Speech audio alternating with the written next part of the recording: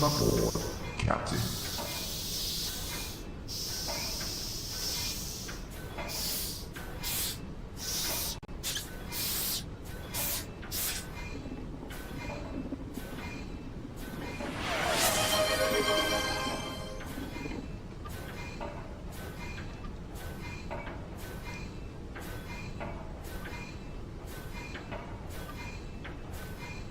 Welcome aboard, Captain.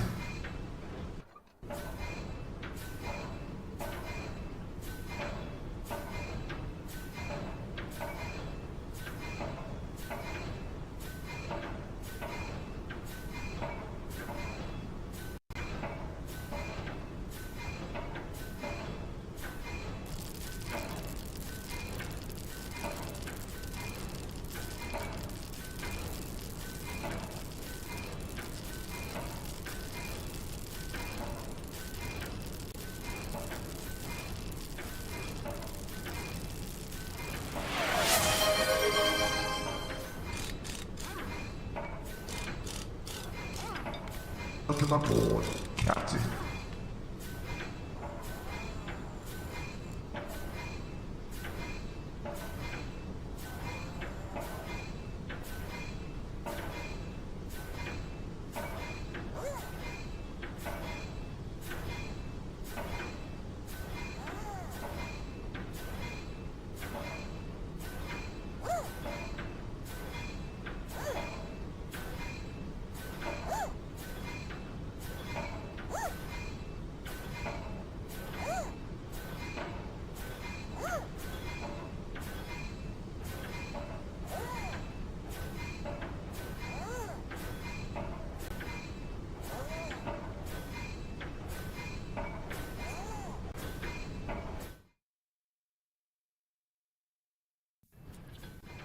Well, good evening, everybody. Glad you're here. Faith, Purple, Dallet Boy, you legends. How are you guys doing? Hope everybody's had a good week so far. And here we are in the evening hours. Look at me go. I'm gonna have to get up on my bedtime. I'm gonna have to crank that up. Hello, Welcome aboard, Bighorn Captain. Crag. Good to see you, my friend. Hope you've had a good day, a good start to the week. I'm too fresh, man. I'm too ready for it. Thank you, Bighorn. I appreciate you. Purple, we will get the first in chat redeem added post haste. My promises. Oh, Purple Ninja has been dethroned. Look at you go. Bighorn Crag, the new Gearbot of the month. Bighorn starting, I guess if I'm able to take a break this evening, I'll get on it. Otherwise, starting tomorrow, I'll have all that adjusted over. I don't have a bot doing it automatically. I do it manually. Starting tomorrow, you will be able to redeem in chat and on screen a celebration for at least one full week. It will be your crown to wear the Gearbot of the month. Thank you for your support, Bighorn. Thank you for always being here, for all of the help along the way, and for getting those cogs put back into the machinery here at the factory. So glad to have you. Guys, it is a crazy new experience we're going to test today. Notice I have no headphones, so I'm going to need some feedback. I'm attempting to do this with speakers so that I'm able to still interact with the family. The wife is here for the evening stream, so if it causes audio issues, I'll get back on the headphones. Just let me know how that goes once we start playing the game, and hopefully all will be well. I'll just be flaunting my big old ears out here for the world to see. Help me get a little more lift on the gliding here in Enshrouded this evening. So yeah, we did start the new job yesterday, and it's been fantastic. Such a blessing. I'm so grateful to have that opportunity and to be able to kind of right this ship here at home, and hopefully this will work out well, and we'll be able to catch you guys all as well. I'm in and out of the service area, but I want to know about the new job. Awesome. Well, I understand that in those rural areas, the service comes and goes, you know. But we're always happy to have you, whether you're coming or going, Ninja.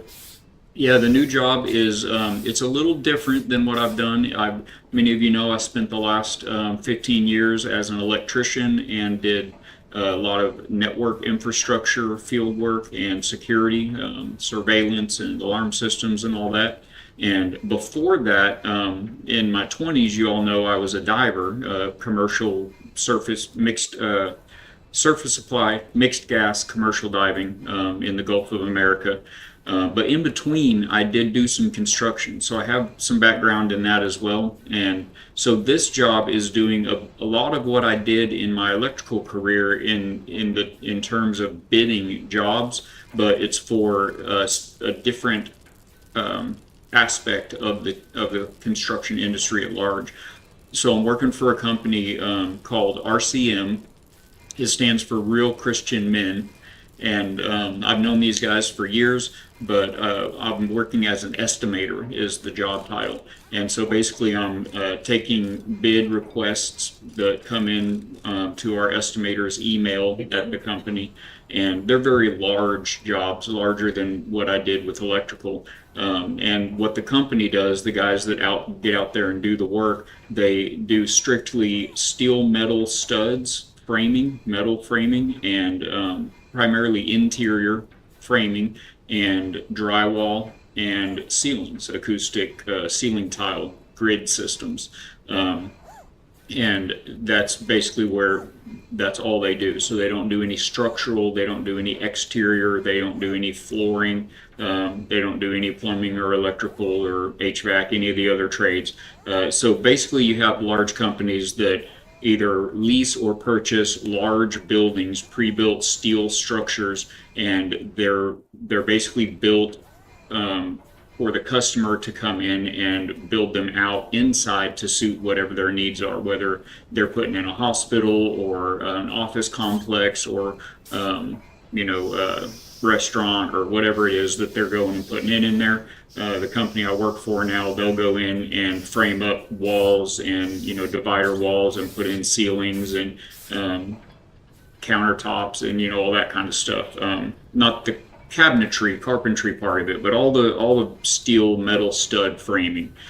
So anyway, what I'm doing, the dirty of the job is I'm printing out sets of building prints. I'm scouring the specs that come in with the job, and basically counting up all the material that would be required for us to complete that job, and putting money to all those counts and submitting a bid to get that job for our company to then go complete it. So there's a lot to it, but it's right up my alley.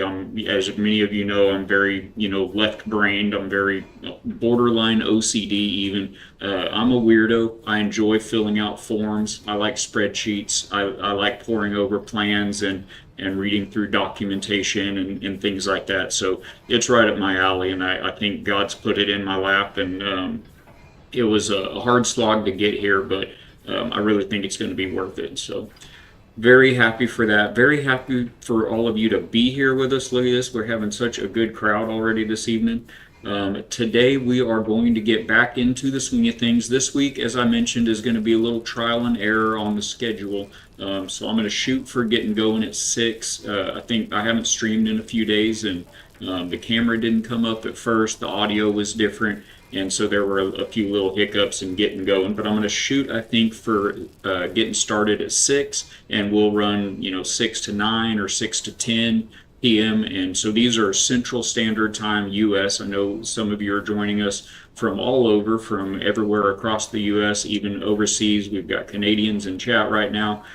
So Central Standard Time U.S., we're going to shoot for 6 p.m. to 9 or 10 p.m. and see how that goes. Purple Ninja, thank you so much, my friend. I'm excited for you to get back on your throne perhaps next week. It was just a matter of time, Ninja, until one of our faithful gear bots here robbed you of your throne. I'm glad it happened. That's so good. And congratulations to Bighorn. Thank you again so much, Bighorn. Bighorn, we've been praying for you and your family. I look forward to updates. I do hope everything's looking up, and we'll continue to keep you guys in our prayers. And on the note of prayers, Real Exo Fox, Welcome aboard. welcome in, my friend. If you guys don't know Real Exo Fox, Exo, I've got to get you a shout out locked in. I'll do that this evening. or early in the morning. If you guys don't know Real Exo Fox, go check him out. He's here on Twitch as well. He's another Christian, family-friendly streamer. He does first-person shooter games. He does space games. He is the coolest fox. Oh, you were out of service, Ninja. Bighorn, you got to tell him about it.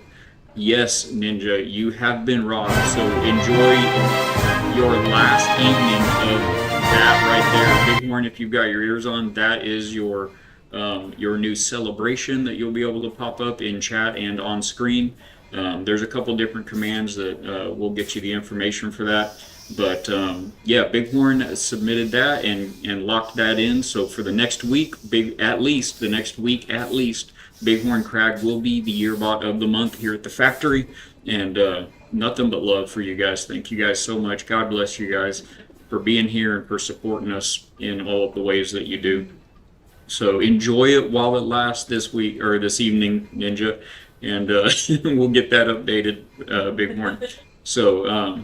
So anyway, on all that note, we are getting back into Enshrouded this evening. There have been a couple of big updates since I last played the game. I put in a lot of hours, built a lot of stuff here in Enshrouded. It has an amazing building system, and I have to kind of remind myself how to work it, but it's really good. It's very intuitive. You can really get fine, detailed, nitty-gritty builds going. You can kind of see a little bit of our Paradise Village down below me here.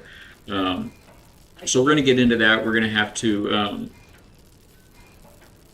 oh, yeah, I'm sorry. You guys can't. You're looking at the screenshot or the slideshow. Oh, I'll pull it up in a moment. But anyway, the Too Kind, thank you for being here, Fox. It's always a good time over on your channel, my friend. I appreciate you've got a very slick presentation and channel. You guys are definitely going to be glad you found Real Exo Fox tonight. You shall redeem in 7 days. Put it on the calendar. You guys are going to start a war. Love to see it. So anyway, we'll get into the nitty-gritty of what's new and Enshrouded in a few moments. But first, we're going to start the stream the way we have always started our streams here at the factory, and that is putting God first and getting our heart and our heads right for all of the challenges we face throughout the day. Normally, I would be presenting this in the mornings. It's a fantastic way to start your day. I'll show you where this comes from in a few moments. I highly recommend you get yourself a copy of this and read it in the mornings. It only takes a few minutes of your time. It's an amazing way it's just so easy and fast a way to inject scripture and inject the word into your day and into your heart. Get yourself on the right foot and centered up right to face the challenges of this broken world that we find ourselves in. Even when your days are going fantastic, God will put others along your path that you'll come across that need to hear these lessons and need your love. They just need some sympathy and a soft heart. And so this is a great way to prepare you and give you some tools for that, and again to help you yourself in any struggles you're having. So we do this from just a book called Jesus Always by Sarah Young. And you can still get this on Amazon or Barnes & Noble, wherever you get books. It's only $15. This one was gifted to the wife and I a little over a decade ago. And it's an incredibly robust print edition. It has stood up to the test of time amazingly well. And just cannot recommend it highly enough. Basically what Sarah does here is she'll just take 3 or 4 verses from scripture and extrapolate out the lessons, the meat of those lessons, and just write a couple short paragraphs in plain terms, in modern language of how this can affect and apply to your life. So with all that being said, for today, 21st of July, year of our Lord 2026, today's devotional comes from Psalms, Corinthians, 2 Corinthians, and Genesis and Matthew. Those who look to me are radiant. I am the sun that shines on continually, even when your circumstances are difficult and the way ahead looks dark. Because you know me as Savior, you have a source of light that overcomes the darkness. I designed you to reflect my glory, and you do so by looking to me, turning your face toward the light. Take time to be still in my presence, with your face upturned to absorb my radiance. The longer you stay in this light-drenched atmosphere, the more I can bless and strengthen you. While you are resting with me, you may want to whisper the words of Jacob. Surely the Lord is in this place. I am everywhere, at every time, so this statement is always true, whether or not you sense my nearness. Taking time to bask in my love light, soaking in my radiance, can embrace your awareness of my presence. Also, time spent with me helps you to be a light in the world, radiating my love to those around you. So beautiful and so true. You will definitely feel it as you grow closer to him. And this came from Psalm 34:5 that says, "Those who look to him are radiant. Their faces are never covered with shame." And 2 Corinthians 3:18 reads, "And we, who with unveiled faces all reflect the Lord's glory, are being transformed into his likeness with ever-increasing glory, which comes from the Lord, who is the Spirit." And then Genesis 28:16 said, "When Jacob awoke from his sleep, he thought, 'Surely the Lord is in this place, and I was not aware of it.'" And finally, Matthew 5:16 reads, "Let your light so shine before men that they may see your good works and glorify your Father in heaven." And that's exactly what this devotional can do for you. Like I said, there will be days when things are great for you, but he's going to put someone across your path and that needs to hear that. So the good news of the gospel, as it were. And again, that just came from Jesus Always by Sarah Young. Cannot recommend that highly enough. Get yourselves a copy. Get in on that first thing in the day, and we are going to get into the stream. Let's go. So we should be. I'm doing a few things different. Some of you knew from the end of last week. We are now streaming not only to Twitch, not only to YouTube. We are putting ourselves out there, and the factory has opened a new branch on Rumble, and that's another live stream and video platform that's out there. You should definitely check it out if you guys aren't aware of Rumble or haven't known about it before. It kind of has a different skew, a different slant than some of the big mainstream platforms out there. So definitely worth checking out. Thank you guys for joining us, those of you that are here on Rumble. I appreciate you guys being here. We're trying to grow the channel there, so hop over to Rumble, hit the follow button there, and come say hi. So glad to have you guys. And it's also a good tool when you may run into an ad. If you're not subbed or have that Twitch Turbo, run into an ad, you can pop over to the factory YouTube or pop over to Rumble and check us out there. So, all right. But because of that, I don't have my encoder up on my second monitor anymore. I'm watching Twitch, I'm watching Rumble, and watching my game. So we should be in the game, it looks like. There is actually, I noticed here on the pause menu, what's new? That seems convenient. Update 8 news. How convenient is this? Okay, so I knew about this one, and this is going to be riveting content for you guys. For those of you who play and love Enshrouded, this may really be interesting. For those of you that are just here to see some building, we build at the factory, or it's some good old action, survival, crafting adventure, it may be a little bit of a slow start this evening, so I appreciate you sticking in there with me. They have reset the entire skill tree. Now, Enshrouded had a pretty robust skill tree as it was already. So we've updated the skill tree with new options and features. Due to the rework, your skills may have been reset. They've been reset. Navigate to the skill tree to spend your skill points once more. So the very first thing we're going to have to do, guys, is get into that skill tree and divvy out all those skill points, or we're not going to be able to hold our own in this immediate world where this base is built around us. We're going to have to get those skills reassigned and upgraded right back up to par. Next page. They've added a new special ability that can be triggered with R. Check out the skill tree for details. You can cycle combat targets. So they're cycled with F and wheel down. Okay, this is some of this is going to take some getting used to. What did this say? To account for newly added functions, we readjusted the binding layout. As a consequence, all custom bindings have been reset.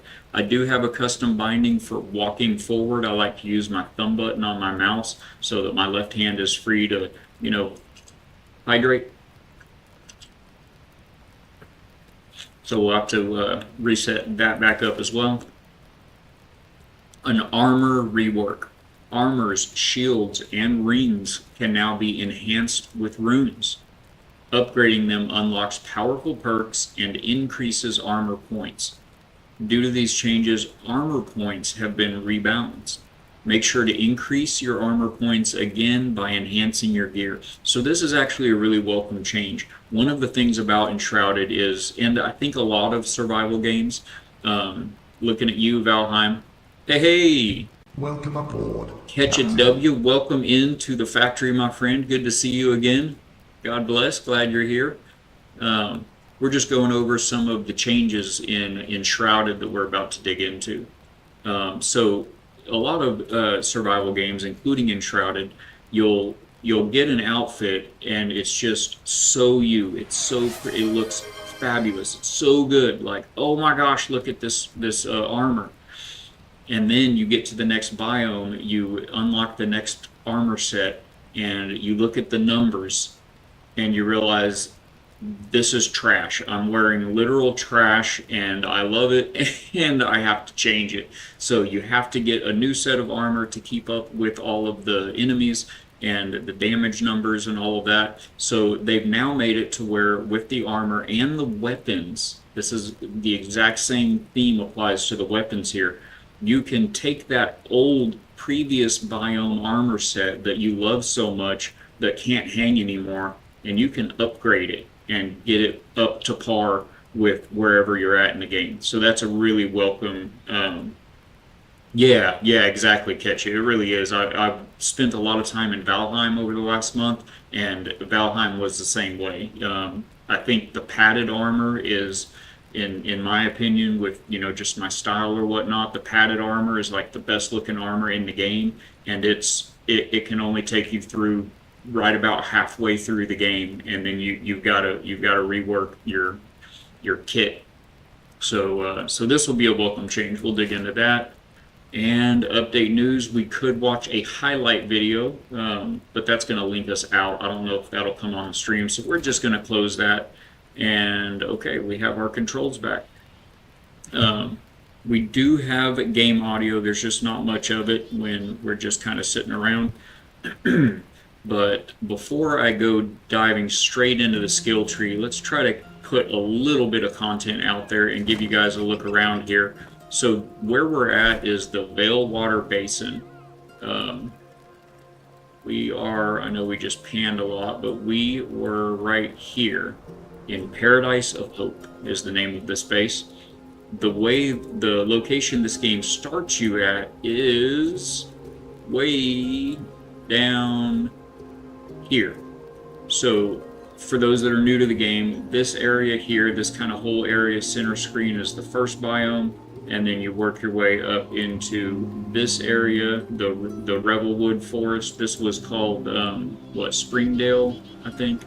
Then you have the Revelwood Forest, and then you kind of work your way over and get into the Kindle Wastes area over here. And I'm not gonna remember all of the names of them, but then you get into this area, you work your way up into the frozen area. Man, it's been too long since we played the game. Feel free to cheer up, perk up in chat, chip in and let me know. But we'll work our way through there and see it. But the frosty mountainous area over here, and then they introduced. I skipped the Briarwood Forest. This area here is the Briarwood Forest, and then they introduced the Vale Water Basin, which is the newest area. It's kind of this whole area up here, and it's defined by palm trees and ferns and lots of rivers and water. It came with the big water update where they added water into Enshrouded. The water in the game is so good. It flows. It's volumetric, so it will flow wherever it's able to. So in this game, the whole terrain, the whole map is voxel based, and you can take a pickaxe and take chunks out of anything, anywhere in the whole game. Now that's kind of similar to Valheim, but there are lots of things in Valheim that you can't destroy, and Enshrouded lets you just chunk away anything. So then with the water, they added a new build piece called a water spout, and you can insert those, and by combining water spouts and digging trenches and tunnels and all the hills and terrain changes, you can build waterfalls, you can build fountains, swimming pools, all kinds of fun stuff. So we have a very large waterfall here. They have a new camera view also. Let's see how that works. Enter camera mode. Oh, I thought I would be controlling the camera. I was still controlling my character. Okay. Like Valheim, you do need to eat. So how does the camera mode, enter camera mode, zoom in and out is page up and page down. Well, that's convenient. And that's not a very far zoom for a camera mode. Not impressed with the camera mode.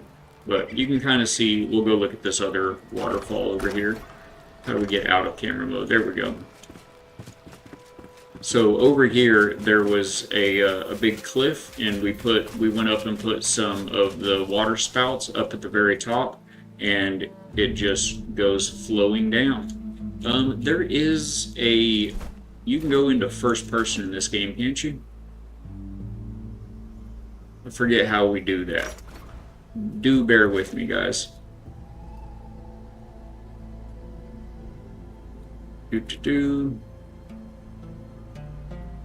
That was not much there.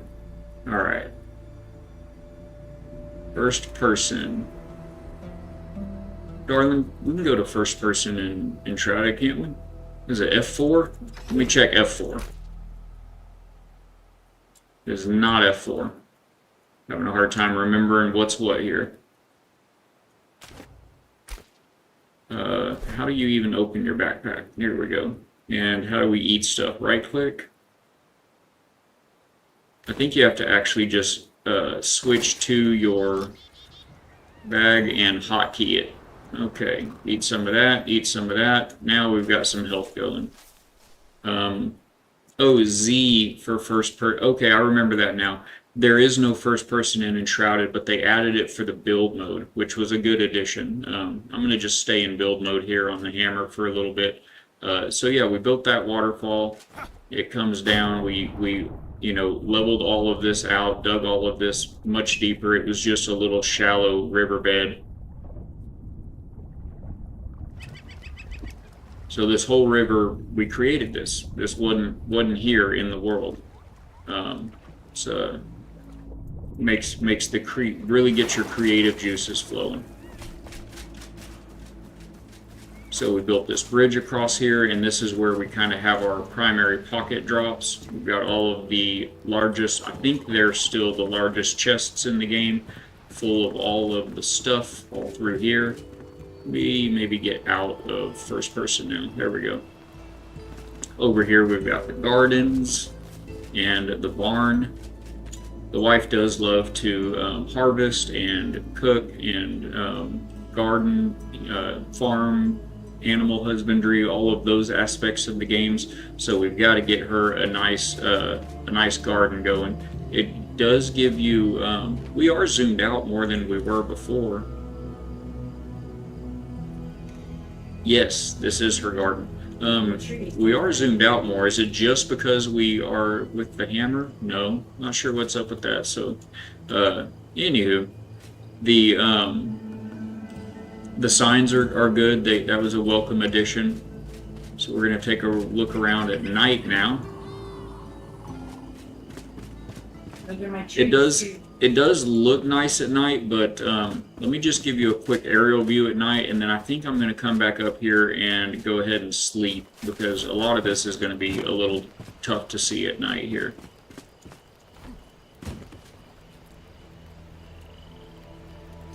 There we go. Hopefully I don't die doing this.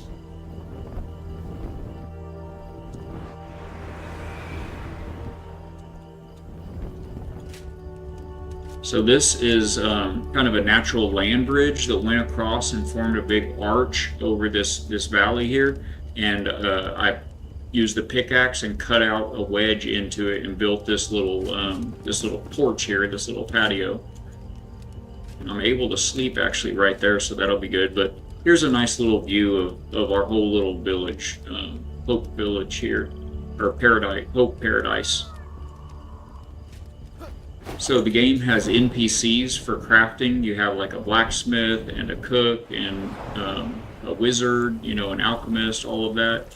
And ouch!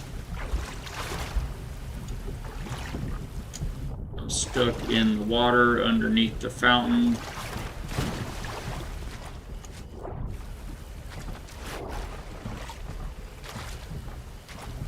You know, I can get up here. There we go. So we built buildings, we built houses for all of the NPCs and shops and whatnot. There's a great little grapple hook in the game. We're gonna make our way back up here. So you can kind of see at night, it looks really nice at night down here.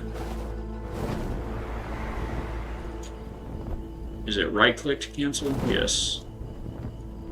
Here's the barn. It's again dug out of the cliff face and just put a little bit of a roof over it, and then other than that it's just all natural. I am going to jump over. What is that? That is... What are you doing out here, bro? What are you guys doing here? How did you get out? I'm afraid to open the door because I think creatures will come out. Let's see. Come on, y'all get in here. Come, come, come. They're not coming. I don't know how they got out there. I'll worry about that off stream. So this is our little barn. It is full of animals. They're mostly all sleeping right now. I think we've got all the animals that you can tame in the game in here. So they've all got their own canals, and they're all very hungry. We haven't played it in a bit. They're all so hungry. I am hungry too. Look at that. I've already eaten those, so... How do I heal? With this? I think with that. That would be... There we go. So anyway, here's the barn. Very natural, kind of jungle type of a barn. I have to remember how you zoom.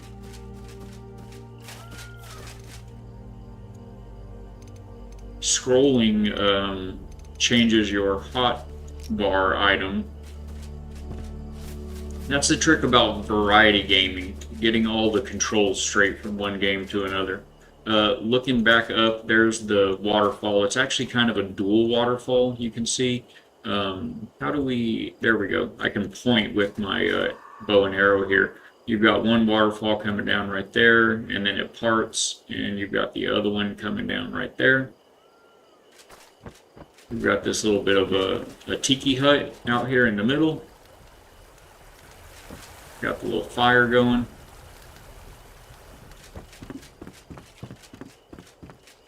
Lost service for a bit? No worries, man. Thank you for coming and hanging out. I won't go through all the houses here, but you know, there's the blacksmith and the farmer and the huntress and the carpenter and his aunt. And we've got a bridge, another little bridge over our little river that we made this river. This looks like snow, but it's sand. It just looks funny at night right now. This is all sand here. Yeah, this is all Balak builds, my friend. This is my this game is a game that I played with the wife, and so everything in this game, except there's one base that I built without her playing. Out in the Kindle Wastes, we built a big oasis in the desert. But yeah, this was all a joint effort. We've grinded all the materials and all of the missions and everything, and built all this. That one there is a kind of a community house. That's the community house. This one is the salon and the trader merchant. She's called the trader, I think. And that is an amazing build as usual. Purple says, "Thank you, my friend. You are too kind." Yeah, this one was fun. It's very different. So, but yeah, we've got, and then you can kind of see it from down here that natural land bridge. Let me get over here. There's like this natural land bridge I mentioned that went across the valley. You can see it up there going across, and I just carved out, you know, a chunk out of it and built that porch up there. It's got a great view from up there. All right, so let's go to sleep. I'm trying to remember how in this game you can just, I think you can just go places. You just click on the map where you want to go and you can just go there. They also added these neat little trampolines. It's very handy. Ouch. I'm gonna have to stop doing that.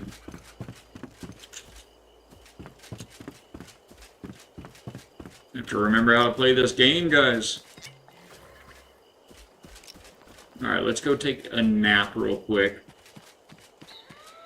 Yeah, this is the top of the river, the top of the waterfall up here, purple. And then it's got the big boy waterfall back there in the background. You can kind of just see it back there. The wife's favorite color is red. They don't have any red lights in the game, but purple was close enough. It made her happy. Yeah, it's handy if you land properly. That's correct. It's potentially catastrophic trampolines. So this is downstairs, a little hangout for all the Gearbots to come hang out. We've got the wraparound porch, and this is our little bedroom. This is a very unique kind of roof build. You could go out here around this side and go up onto the roof, and we've got a little seating area, kind of a hangout, chill spot up here on the roof that overlooks the whole river and the whole valley and village and everything. All right, let's get us a little shut-eye. Don't tell my wife I'm sleeping on her side of the bed. I will be in trouble. Welcome aboard. Destroyer! I am doing so good, my friend. How are you? It's been too long. I hope you had a good weekend. I hope you've been well. I started the new job yesterday. Yesterday and today went outstanding. They hadn't run me off yet. So there is a lot to it. Destroyer, guys, if anyone here is new to the factory, he is a Viking extraordinaire in Valheim, and he has just started playing Enshrouded. He has a vested interest in Enshrouded in that IB Fatbeard here on Twitch. Many of you know him. If you don't, go give IB Fatbeard a follow. The community is among the best online, and he is a wonderful human. You'll be glad you did. He has a community server up for Valheim, and many of us have played together with Destroyer, and we've also got many hours in Enshrouded, and Tess is looking forward to getting into Enshrouded, and we can't wait to do that as well. For those of you that don't know, I didn't even mention it yet today, but Enshrouded has announced their release date as well. So Valheim is coming out of early access into 1.0 full release on September 9th, and Enshrouded is coming out in October. I don't remember the exact date. Somebody let me know if you know, but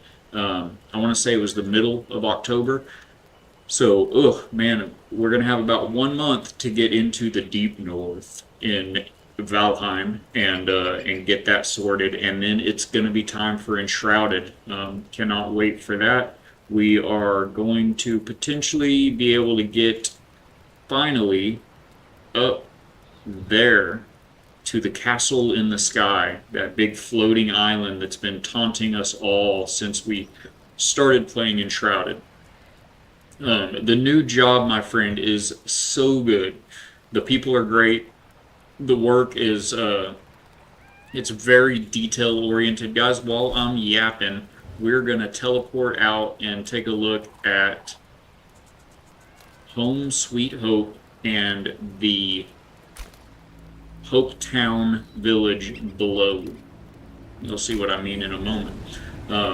It's so good, and the work is right up my alley. It's very detail oriented. I'm printing off blueprints for buildings for projected bids, prospective work, and pouring through the blueprints, measuring everything out that the company I work for does and installs, and putting all that down, making a list, checking it 3 times, putting prices to everything, and building a bid package to submit to the contractors that are out looking for bids, and hopefully winning those jobs for the company to then go out and complete the work. And I am working in the office alongside a handful of fantastic men. So thank you for the lurk test. I appreciate you being here, my friend. I will be here. So this is not the very first thing I ever built in Enshrouded, but it's the first big build that I made in Enshrouded. This is a castle on a hill. Purple, I think you would be interested in this if you're still in service. It's kind of a castle. It's castle-y. We get a little bit of height here. Well, I know how to do that. Let's just do this. Okay, so we've got the wife's garden right over here. This whole little area here is where she was growing all of the things. It kind of looks, some of this kind of looks kind of dead. Do you see this, darling? You see all the, like where I'm standing right now, the kind of all brown? Yeah. How's the game audio for you guys? Can y'all hear Enshrouded okay? It is a bit soft, but I don't have my speakers up very loud because I don't want to mess up, the audio with the mic and all that. So anyway, that was the garden. This was our first barn right over here. We've got they're not called yaks. What are these called? I don't remember. They're yaks. Oh, are they yaks? Yeah. They are yaks. Yeah, these are the yaks. You get wool from them. We've got those up here on the mountain. Inside down here, we're going to come revisit in a moment, but this was where I had all of the villagers, all of the NPCs. I just had a bunch of beds stacked in this little area down here so that they could all have a bed to sleep in. And all of our crafting stations were right up here. This is the flame altar. It's what makes a section of land your base and allows you to build things, crafting stations and whatnot on it.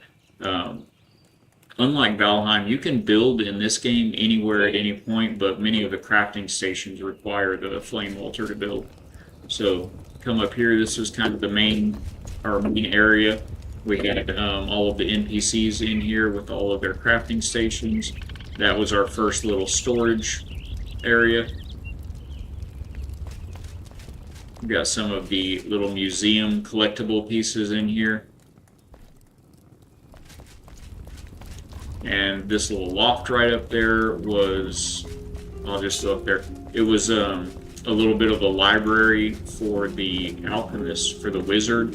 We had bookshelves and all of his crafting tables up here for the alchemist, for our wizard. Just take the shortcut here. We had some more crafting up here. This was like our kitchen up here. Made a little bit of a custom fireplace. That one also is kind of a custom fireplace. Just a nice big open area with, of course, the big amazing view porch. You can come out here and have a seat, and if you look down there, you can see the walls of Hope Town. Hopetown, I think, is my favorite build that I've made in Enshrouded. I kind of want to just jump down there right now, but we're gonna take an alternate route. So this is the house on top of the castle, on top of the mountain above Hopetown. I'll give you a hint how we're getting down there. I tunneled through this mountain that I'm standing on, all the way down to the valley down below to that Hopetown. There's a secret tunnel that goes all the way down there. And then up here was our bedroom. My red bench. Yep, with the redwood. The wife loves the red, so we try to incorporate that anytime we're able. The big fancy double beds.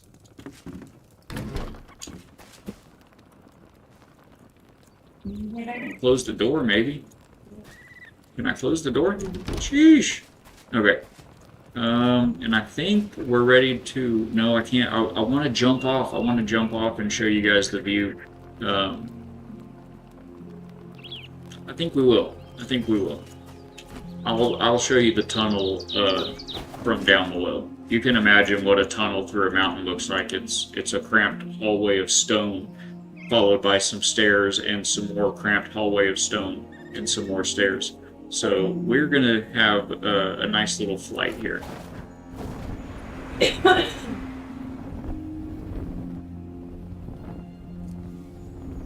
That whole area down there is developed into our town. And you see these waterfalls, again, not in the game. We built these waterfalls. I added the water features and dug out little ponds for them to overflow in.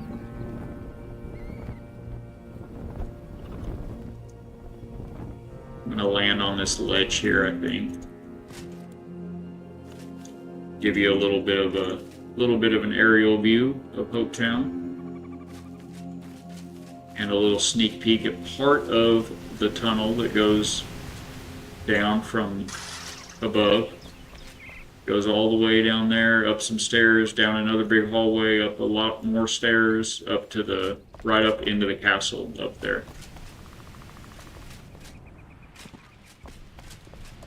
And then it does some of this, some of that. Kind of brought it out through the rock face here and there to bring a little bit of natural light into it, into the tunnel. And here at the bottom, one of the NPCs is different than all the others. His name is the Collector, or Alden, I think. Crowley. His name's Crowley. And Alden, I think it's Alden Crowley. And he thinks Skeletor. So he always gets a special place in all of our builds. He doesn't like company, and honestly, the villagers don't like him. So this is Crowley's dungeon right in here. You'll have a look at that. Alden, that's his name. Yeah, did I say that right? Alden Crowley. So this is the Collector. So this was his little house, his little digs down here. Very crypt-like, very dungeon-like. Which he loves it. He loves that kind of stuff. He's in for it. He is here for it. Alright. And we're going to go out here into the bright, shiny, pretty, beautiful village. They added these new water wheels. It's a crafting station. It powers a grinder that you can make stuff in. Dug all of this out to build that. It passes under that water wheel and over into this whole big lake that we made. Or a pond, I'll call it a pond.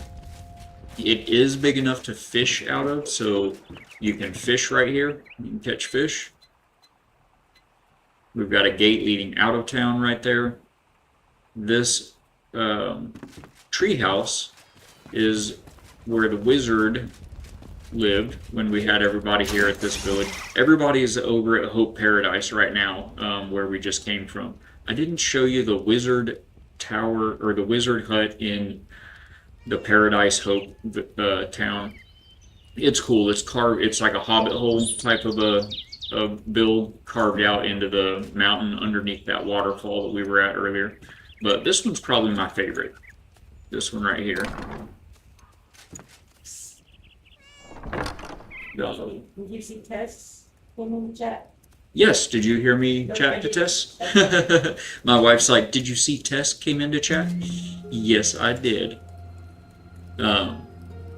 So you see all the books that are just kind of floating up here. When the wizard's in here, it has a better effect. You know, he's very magical, and he's in here whipping up spells and floating textbooks around him in midair.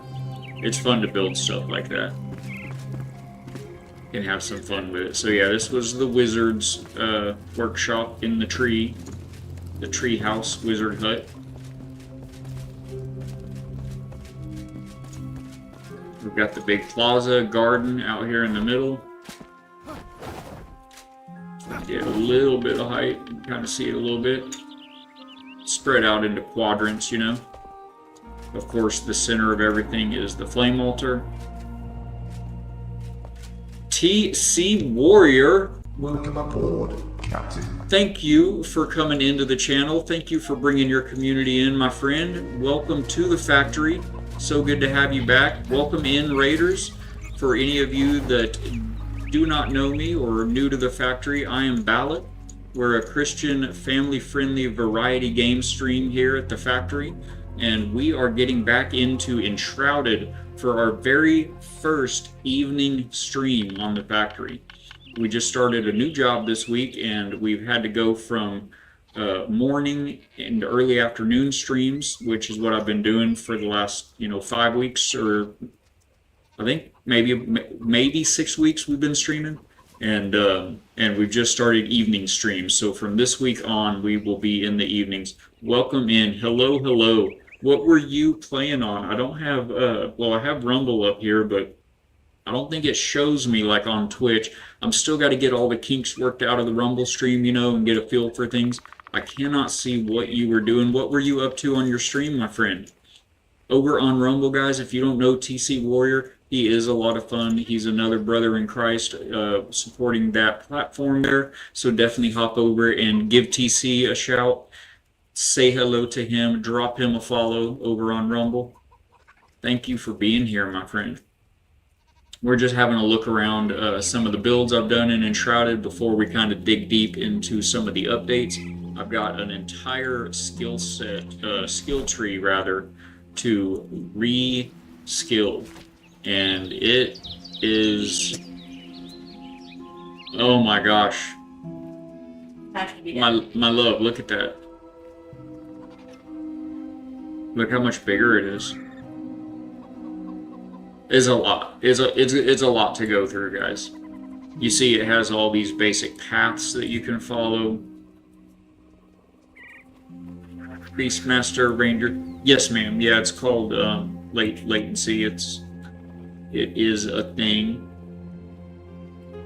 One of the benefits of having the stream in the evening times now is that I get to stream with the wife home, so she's able to be around and participate and view these streams, unlike more than she was ever able to before.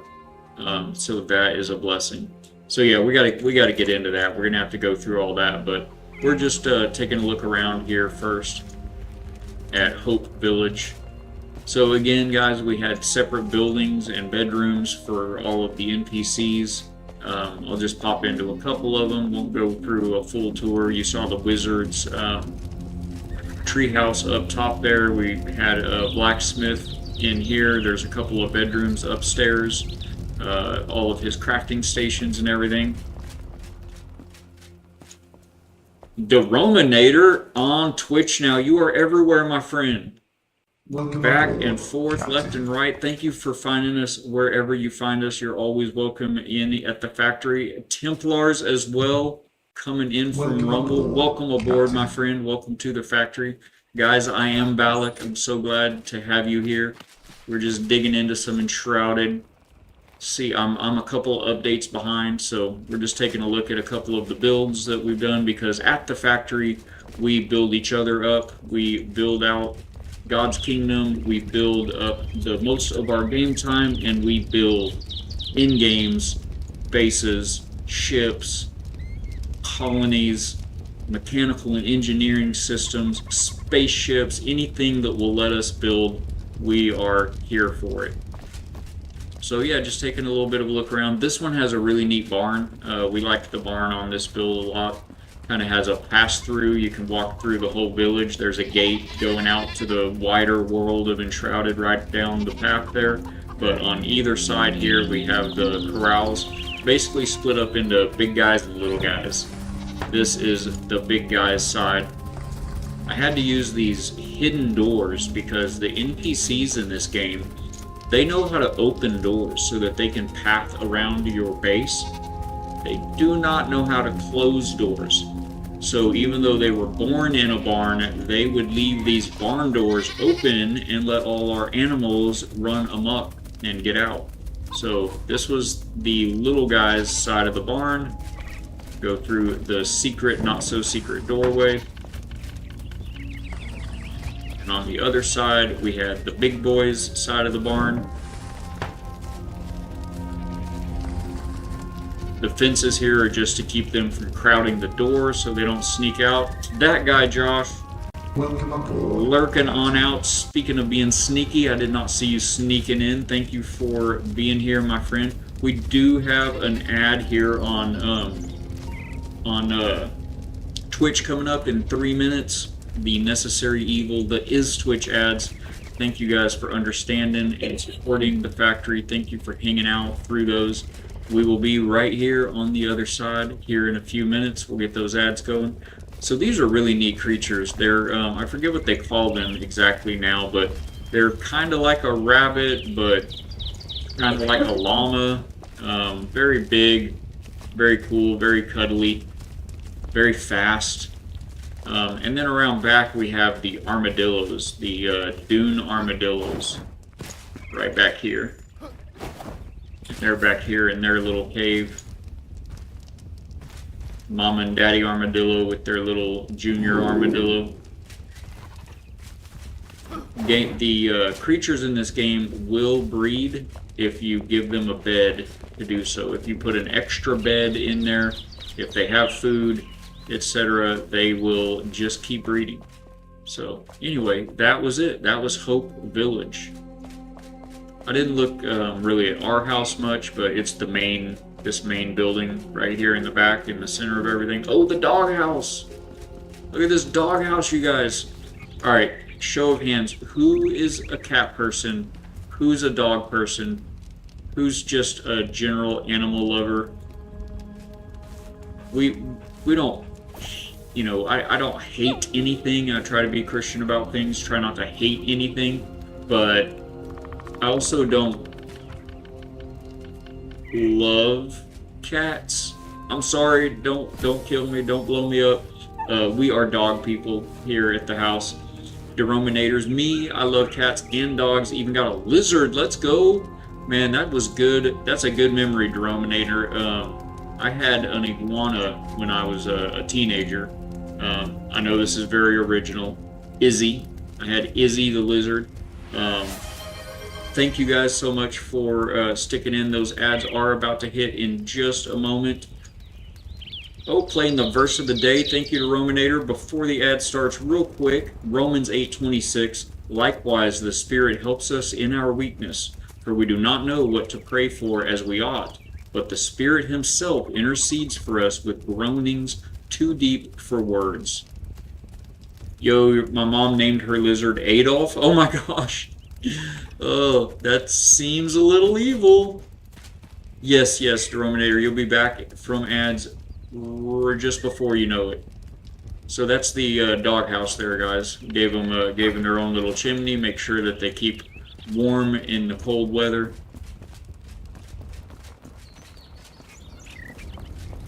And then this was our main storage at this base. They're all empty now because we moved to the Veilwater Basin.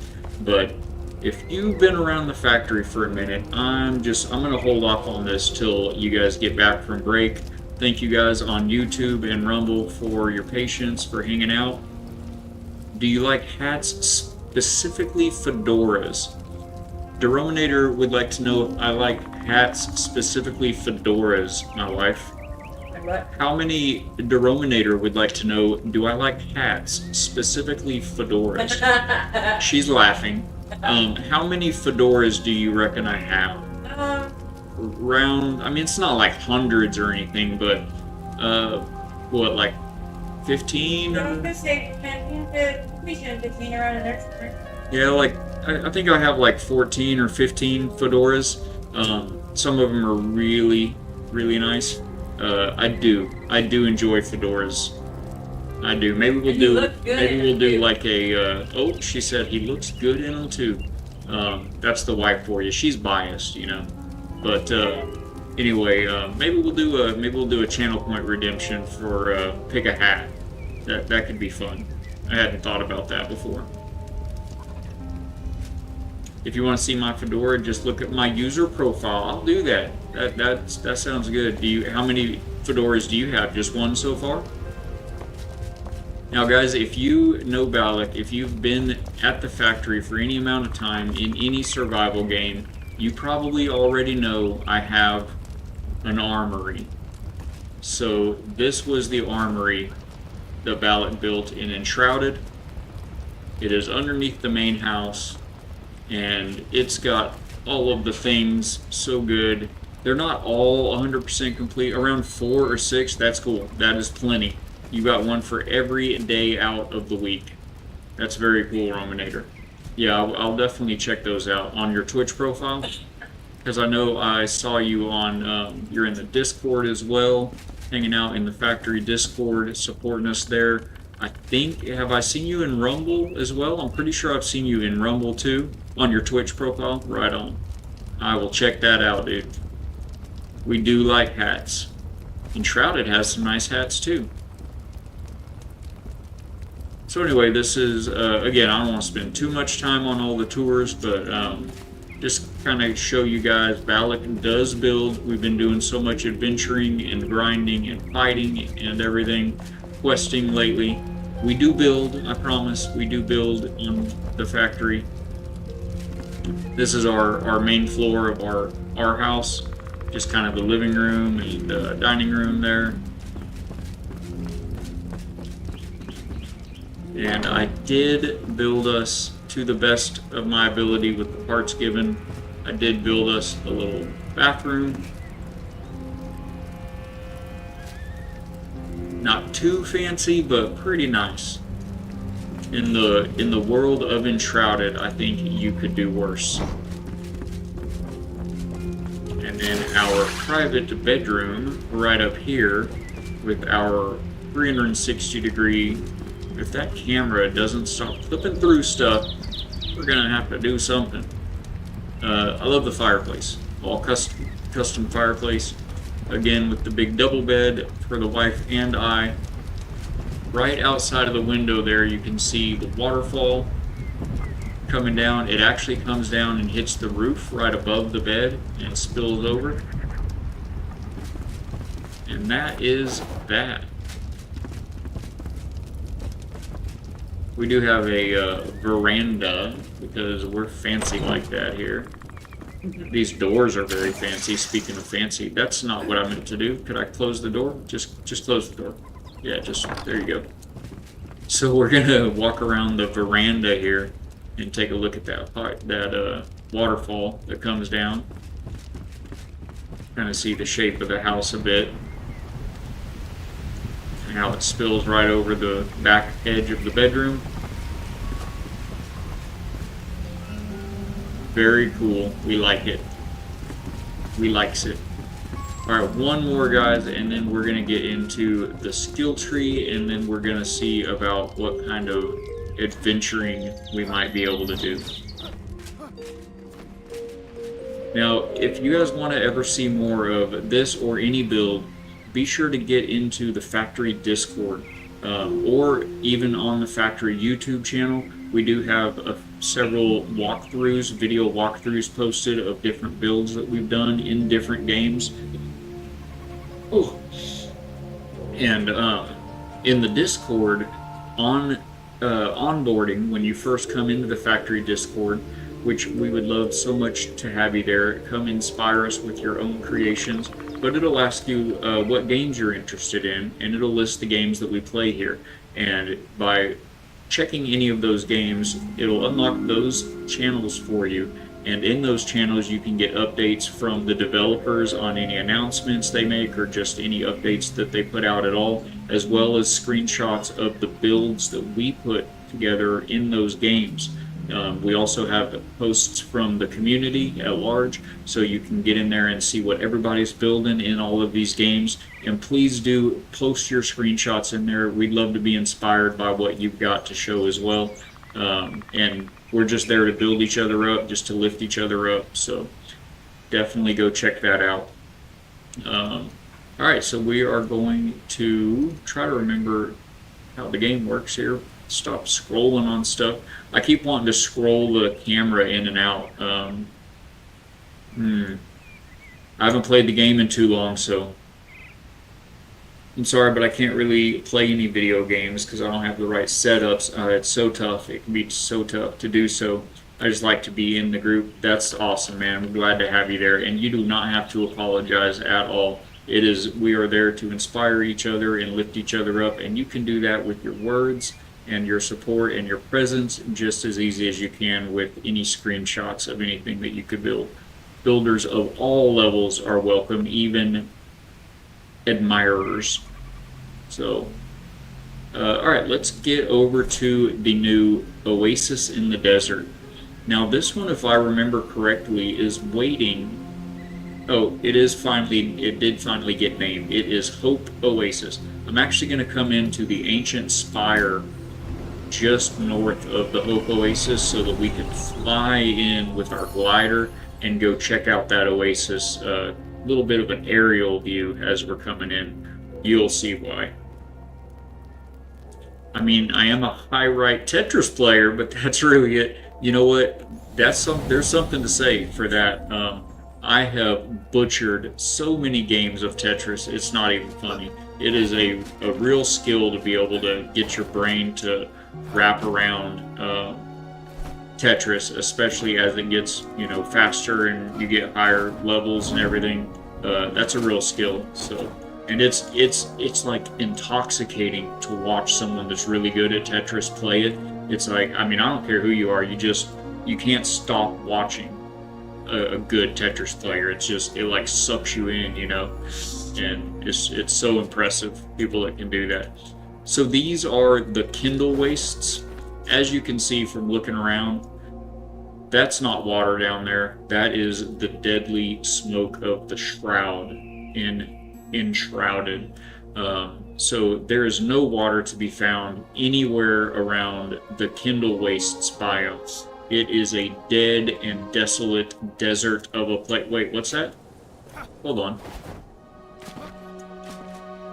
What is that?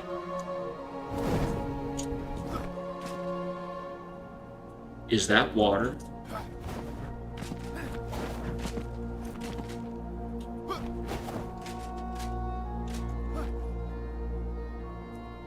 That's water. They added water to the game, so you too can bring your own water to the desert, as we have done here. We actually found this area where there's all these big pillars, these big natural stone columns. So I built walls in between a bunch of the pillars and walled in an entire enormous valley of desert, and then placed all these water features around up top and created waterfalls and flooded the entire... Let me try to catch this grapple point if I can. Oh, whew! Glad I caught that. So you can see these water features here. Right there. See that water spout right above my head? It says deactivate. you can place those around as a building piece and they'll just start pouring out water, and you can design your own fountains and waterfalls, as I mentioned. So this one is a build in the middle of the desert with 4 big towering cascading waterfalls coming down from all of these big stone towers, and they all cascade down and flood this enormous area of desert. You can see from the outside here. If I can get over here, that outside wall. Can't really see it now. I don't want to fall off of here, but I fell off of here. I said no, I don't want to fall off here. Okay, there we go. Alright, anyway, that's a really tall wall right there. So we've got a deep end of the valley, and it just floods this whole valley. And right around the edges, the upper edges of that wall, I put in some drains. It's another building piece, a water feature. You can install drains, and I put in drains right along the that top edge. You can see it over there, that top edge of the wall. And so the water goes right up to those drains, and just like a bathtub, it just starts draining out right there and doesn't overflow. So this is the water. We built our own lake so as to build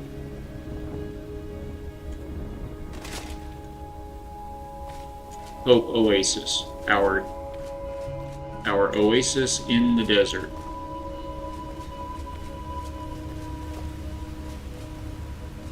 Do a little bit of a walkthrough here. This is the wizard's palace in here, inside, right underneath that big waterfall. I love these ceiling blocks. Look at that. It looks so good. Oh, you're in the stairs. Bro, you're inside the stairs. Okay, how does this work again? Tab, pick the alchemist, and you can come out here, sir. Okay, there you go. And then what, tab to quit? Okay. So anyway, there's the alchemist. He was stuck inside of his stairs somehow. But I love these ceilings. They did such a good job with those pieces. It reminds me of the Lodestar set in Sea of Thieves. So good. We haven't filled out all of the the details, the fine furniture, the furnishings yet, but this goes through all the way through this mountain here and out into this wonderful courtyard patio for the wizard out here. I thought he was about to close that door. He turned around like he was going to close the door. I'm like, oh my gosh, they taught them manners. But no, they'll never close a door. Anyway, you can see the outside of the wall right there. The outside of that big old man-made lake right there. So this is the backside of the wizard's house. I'm going to close that door. I'm afraid he's going to go out there and just... Well, I mean, they can open the doors, so that doesn't really do anything. But anyway, got a nice big room for the wizard and his helper. And moving on in here, we basically took all of these big pillars and built bridges in between them, as you can see there, and then built our houses and shops for all of the different NPC crafting crafters. We built all of them out on top of all of these houses. So we've got this one here for the merchant. She's actually got a helper now. So in here, we've got her little shop, her little stall where she can sell stuff. That's kind of tall, but then there's also, these are doors. Those are actually doors, not just a walkway. Again, lacking furnishings, but we've got their beds in here. We carved out this whole big area back here for the merchant. What's your favorite band? Oh man, there's no way. I mean, there is no way I could possibly pick one. Fourth grade. I I grew up on classic rock. Uh, my wife just spits out at the without hesitation, Forrest Frank, and Forrest Frank is great, really good music. But I grew up on classic rock. I grew into alternative and punk, ska, grunge, even some heavy metal. And then I grew up a little bit, and I grew into country. And so I love a lot of country. Not all country, not really all of any music, really, now that I think about it. But at any rate, so I have a very eclectic taste. For the last 10 years at least, I've primarily listened to like, new age or contemporary Christian rock. Uh, I love good worship music, good praise music, and there's so much of it now. You can find any genre of music is flooded with the Christian artists now, and they're all so good. And I love giving praise to the Lord. But I love all music. Beatles are fantastic. Modest Mouse is fantastic. My issue with my problem personally with a lot of music now, or the reason I have a hard time listening to a lot of the stuff that I used to love and that I still know all the words to the songs and everything, is a lot of it. It's the lyrics. It's the message behind the music. I used to just listen to music for the sound, and not really the words or the meaning so much. But if you were to ask any artist, any musician, there's real weight and meaning and emotion behind. I mean, that's what makes the songs good, is those words, And there's so much of it out there that's just about pain and loss and sin in general. And so I try to distance myself in my heart from a lot of that now. I try to fill myself with love and compassion and positivity. And there's so much of that out there. So you agree? Why you made your own band? Let's go! That's all. That is too cool.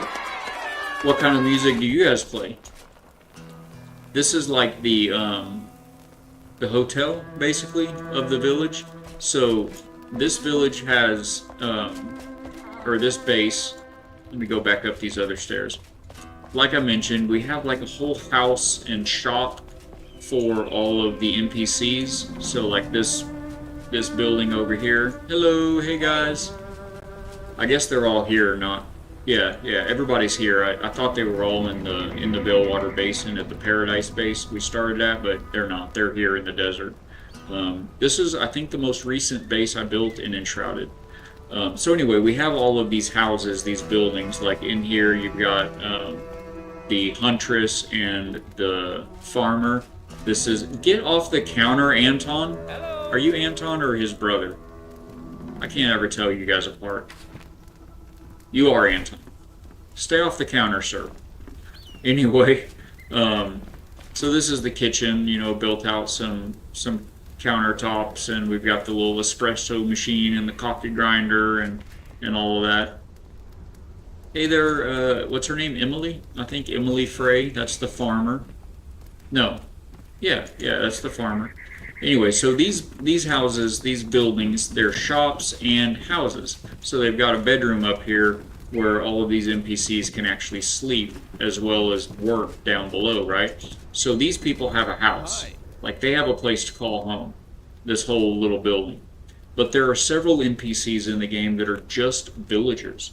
They don't do anything. They don't grant you any recipes. They don't give you any quests. They were a quest. You had to go out on a quest and find this lost, fallen soul and save them and bring them back to your village to, live out their after days, I guess. I don't know if they've already died, but yeah, so they don't have a purpose. They're just villagers. And so those people also have to have beds. So since they don't have a home, that is why we built this. Can I land it? Nailed it. That's why I built this, carved this out into the mountain. Again, it's got these great doors. I love these doors, and they're like hefty. You can hear them, you know, slam. Mainly classic rock or some pop. You don't know. That's true. That's true, Drominator. He said, you don't know their life. Quit telling that man how to live his life. You haven't been here in months. Just trying to get some food. Anyway, these are the rooms. Right now I just have these braziers in here just to kind of light this place up. It's so dark, but I haven't filled these all out yet. I just kind of got done building it the last time I was in the game. So we have several large rooms in here. This one I think is a little bigger than the others. And these, if I remember right, are a little smaller. Yeah. But plenty big enough to have, like, you know, just a little bit of a hotel room in the desert. You're out there stuck in the heat of the desert. I'm sure you would welcome this nice, cool cave hotel here. Kind of a desert B&B, if you will. I'm kind of skipping past the main building here. This is our house and main base. So we've got our flame altar there, of course. We've got some storage down here when you first walk in. Just kind of a nice big grand hall entry kind of an area. We've got that door that goes right out to the rest of the town, the rest of the village. But upstairs, sorry about the camera flipping through, guys. They've got to work on that before they hit 1.0, you know. Upstairs we have our bedroom here. It's got a nice big patio right out here. Can overlook the whole lake and the waterfalls and all that. And then inside, Hey there! this is kind of a seating area here. Ma'am, what are you doing in our bedroom? I love how you can put these glowing blocks in the walls behind window finishings and things. Give it that big layered look. Looks really great. That is actually so cool. Thank you, thank you, thank you. And then this is our actual like bedroom here. Of course, all of these blocks are a different building set than you saw in the other bases. This is, you know, meant to be more deserty, if you will. So it's kind of just a whole different set of building blocks. We've got our little dressers in here, his and her dresser cabinet boxes. And again, with the restroom. I think, if I remember right, what is that saying, pick up? Pick up what? Oh, it's pick up that building piece. I think you can, you get like a rested bonus. Yeah, I did. I just got the rested bonus of, for 50 minutes. For an hour, I have the rested bonus now. That seems good. Alright, and finally, upstairs, above the bedroom, is the rooftop hangout, dining area, whatever you want to call it. We're going to get some plants up here put in and everything, so yeah. Let's pop back down.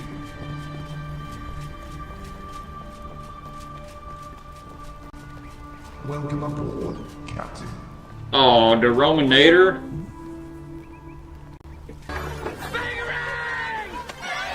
Thank you, my friend, for that follow.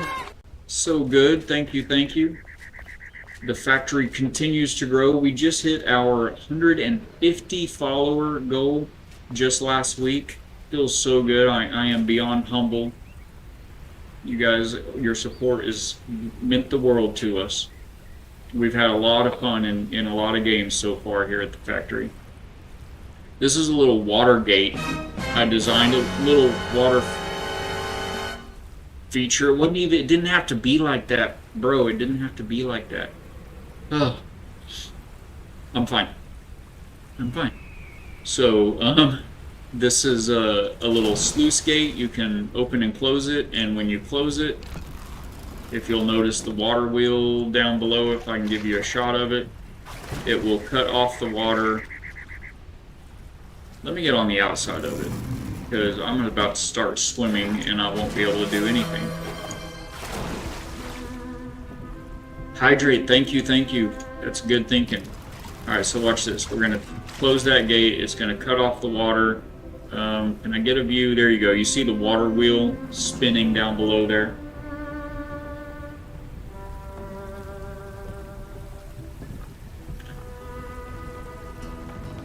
Well, it used to cut off the water before the most recent updates. Did they break it? There should be no water coming off of the end of this right now. I guess they might have broke. Oh, I'm flooding everything. I'm flooding everything down there. The courtyard.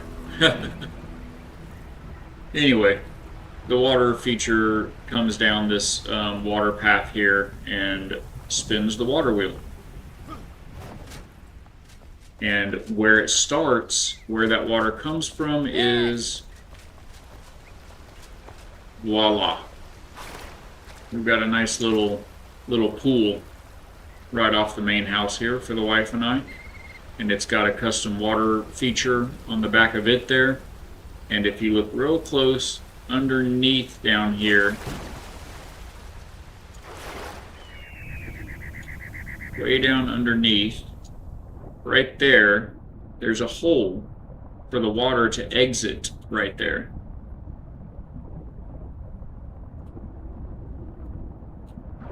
And it exits right there. Oops. And I missed my... Ow! That hurts so bad. I put all these grapple points everywhere. I better heal right quick. Sheesh. I put all these grapple points everywhere so that I could recover from that type of thing. There we go. There's a view. So it goes around in that aqueduct there all the way down to the spinning wheel. The water wheel, I mean. And then from the water wheel, it has this little bit of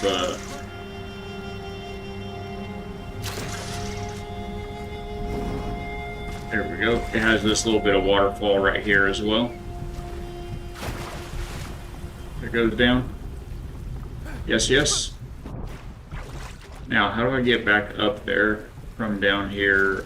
I think I can hit that one. Pretty sure I can hit that. Give me one sec. Oh, there it was. There it is. Oh. Don't hurt. Don't die. Don't you die on me, Belly. Oh my gosh, I hit the E button so many times. Is it gonna respawn me? Okay, cool. It respawns me back right here. Alright, I was just trying to get back up here, so we're fine. That's how you do it. That's how you get back up here. You can see in the distance over there, though, the some of the other buildings. The other couple of buildings over there.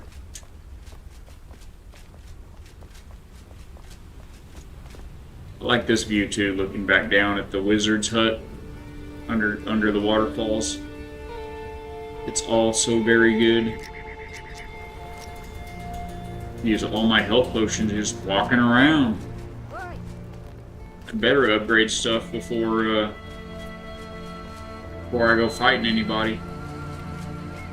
So we come all the way down here. Again, this is a big old bridge across this huge chasm. And, oh, not much of a warning, but in 5 seconds we've got an ad starting for you on Twitch. Fairnooks, welcome in. Welcome aboard. It's tricky to engineer water flow that can be suspended for a water wheel, but rewarding when it all works. It really is. Fairnooks, welcome back to the factory. I don't know if you have your ears on still, If you have Twitch Turbo, let me know if in the chat if you can still hear me. If not, I will wait until after that ad. For our friends on Rumble, thank you guys again so much for being here. For our viewers, I see you there on YouTube. Thank you guys for lurking. It means the world to us. So yeah, this build was a lot of fun. All of the water features in this, it was just a lot of fun. And Fairnooks is right. It's not easy to get the water to kind of do what you want it to do. But from what I read, this update, they did work on that quite a bit. For my grandpa to make it home safe. Was that a prayer request, Drominator?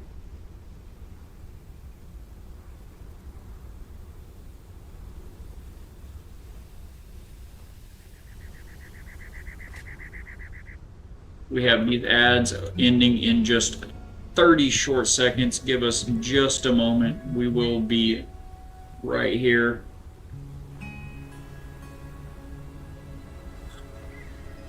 Oh, yes, for some reason it didn't go through. Gotcha. Absolutely. Let me make a note of that for myself. There we go. And we're back. Thank you guys for hanging out through those ads. And here we are. Fairnooks, you are absolutely right. It can be very tricky. We had all kinds of fun calamities with the water. Luckily, you can go to your flame altar and remove all the water from your base with a simple click.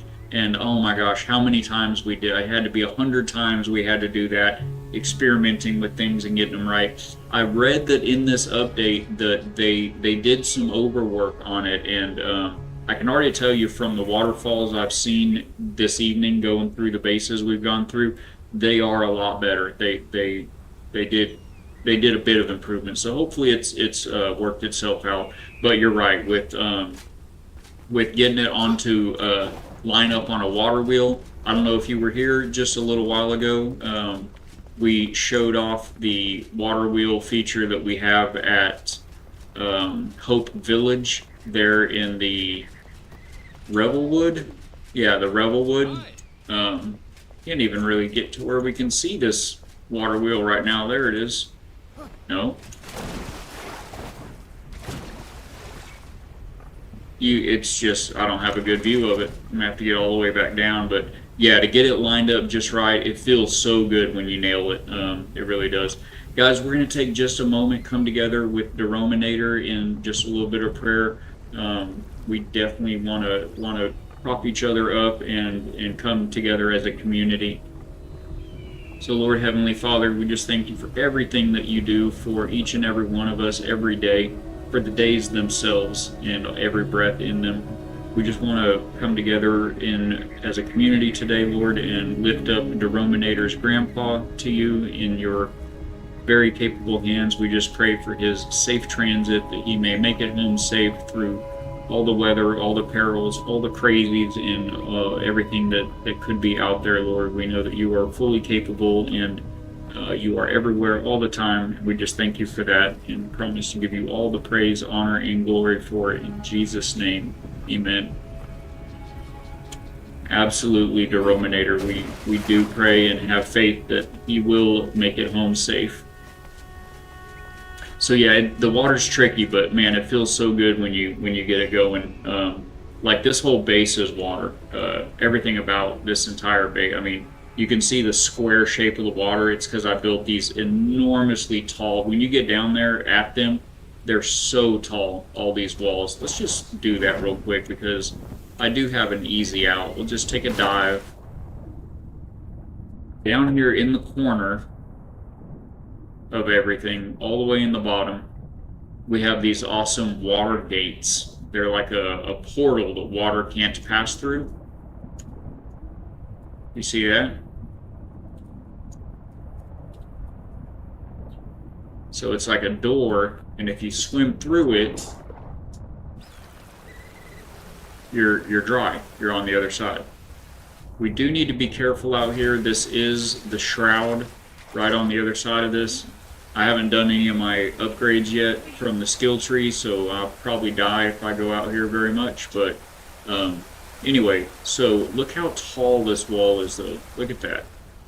I mean, it's enormous, and we flooded out.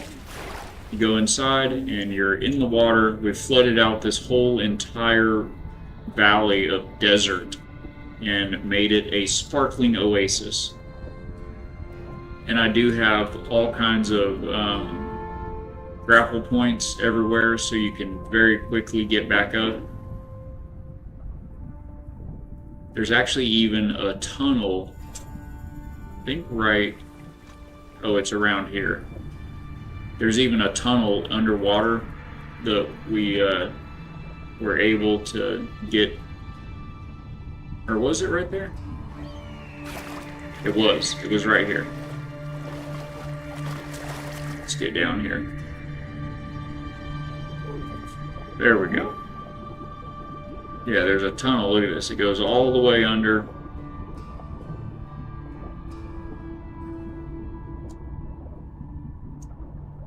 All the way under and back out the other side. And now we're right underneath that water wheel where the water wheel comes down with its little waterfall. So good. And we do have grapple points kind of everywhere. Trying to think. I think I might need to get out at the waterfall to hit the nearest one here. No, that's not right, because I can't get out at the waterfall. Where was it? I can get out somewhere and grapple back up.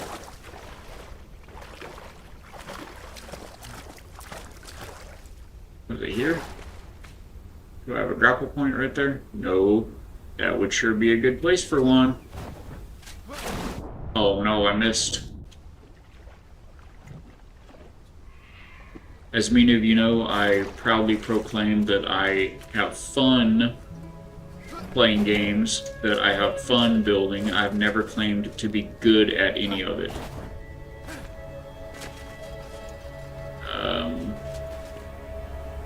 Okay, let's go to the beach. So yeah, this is what this place looked like before we got here. Just desert. And now there's a beach. This isn't the main beach right here. It's actually over here. I can smell my lovely bride's amazing cooking. Dinner smells so good. Right up here behind the waterfall.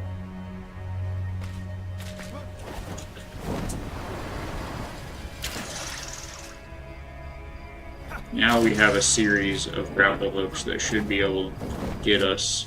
Oh, while we're here, let's go say hi to Alvin.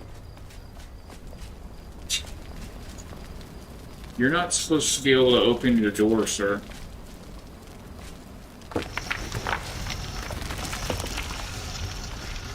That's better. At this location, we even put them behind a double door. I say them because he got a friend. The developers saw fit to give Crowley a friend. And I kind of feel bad for the guy because unlike Crowley, he doesn't seem to be all that into the, you know, death and afterlife and all of the things. Crowley himself, where is Crowley? Oh, he's in bed. One of them's in bed. What a beautiful little soul you've brought. Don't worry about its life here. I will shape it into something useful. Isn't he creepy? He's so creepy. There he is. Everything he says and does is super creepy. But the other guy, his assistant, he's like, oh, he just hopped out of bed. Hi. Yeah, he's kind of, he's much more normal. He's just like a normal guy with a mask on. I don't know, I feel bad for him, but, you know, even a collector needs a friend. So anyway, that's the little dungeon underground for the desert base for Crowley. Unsure if you're aware of the technicality behind streaming while trying to compile shaders, but your streaming FPS is super choppy and low because the game is still compiling shaders in the foreground, and I assume it's affecting your bitrate. Welcome aboard. Ramen? Is that, I think I'm going to just try to pronounce that. Ramen? Tuned in to watch some building streams, but your FPS is really low on Twitch. Thank you for the heads up. I am aware of what compiling shaders does and how it affects things. I'm running a very experimental build stream this evening. It's our first evening stream, first of all. I'm casting to my TV as well. We're streaming to 3 platforms. It's only our third day doing that, and I haven't played Enshrouded in a couple of months, so I did need those compilers to those shaders to compile. I did not have time to let that finish out before we started stream, so we're just gonna have to like hack our way through it tonight. You are the first one that's mentioned it, so it may be it might be better on YouTube, it may be better on Rumble. If you'd like, we'd love you to check out one of those platforms as well. But thank you so much for being here and for letting me know.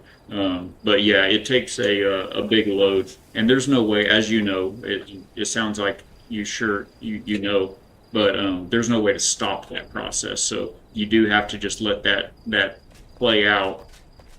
So I could have either streamed something other than Enshrouded and let those load up tomorrow during the day, or do what we're doing, you know?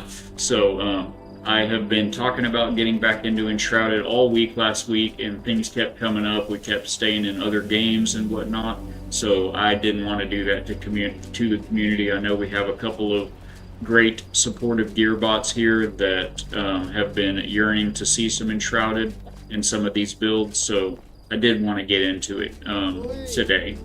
But thank you though for the heads up, I appreciate you. And we have lots of building content available on the VODs as well. If you like anything you see, by all means, we'd love for you to check out a VOD or two. They're all available there on Twitch or on YouTube. Like I mentioned, we've just started streaming on Rumble the middle of last week. So this is the salon. I'm not sure why these NPCs still don't use their beds. That guy's sleeping on the floor right there, and he has a bed. But anyway, here's the little salon that we built. Got a couple of barber chairs, if you will.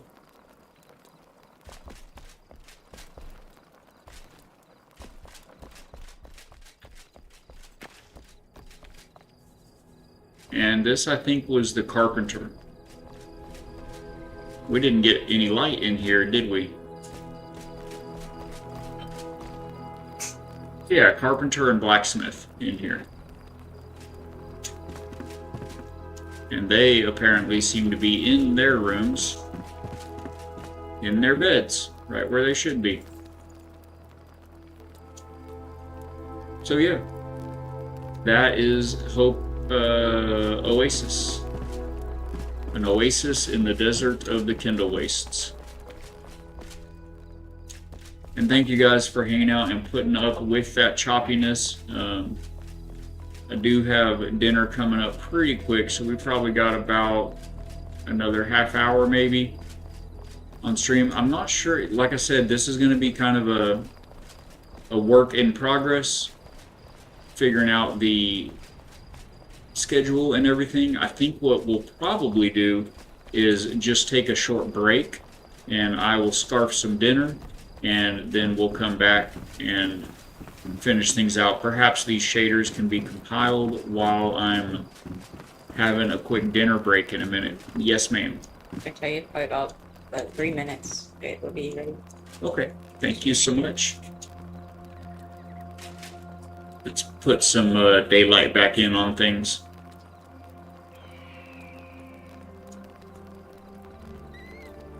Alright. I just got the update. Dinner will be served in 3 minutes. Let's go. So yeah, here in just a few minutes. These shaders are 35% compiled. So we'll get some of that done in the background while I'm doing dinner. for those of you that are regular viewers here at the factory, y'all know that when I take a break, again, this is the first evening stream I've done, so this is all.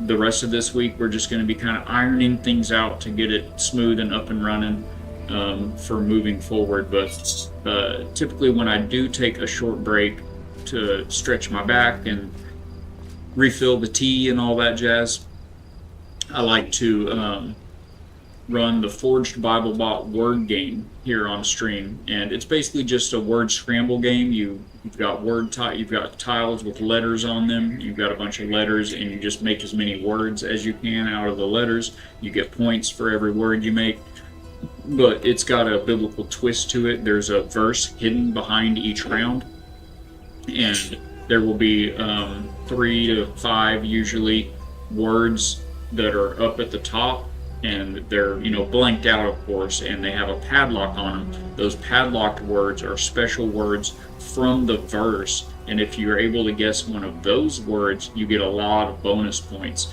If you're, as a community, able to guess all of the padlocked words, you will end the round and start a new round, and you get a big bonus point as well. So that's brought to us from the Forged Bible Bot. We run that everywhere the factory runs, here on stream as well as on our factory Discord.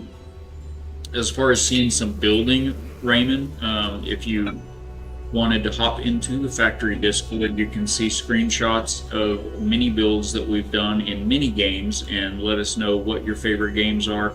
Post your builds to the Discord. We love encouraging and inspiring each other.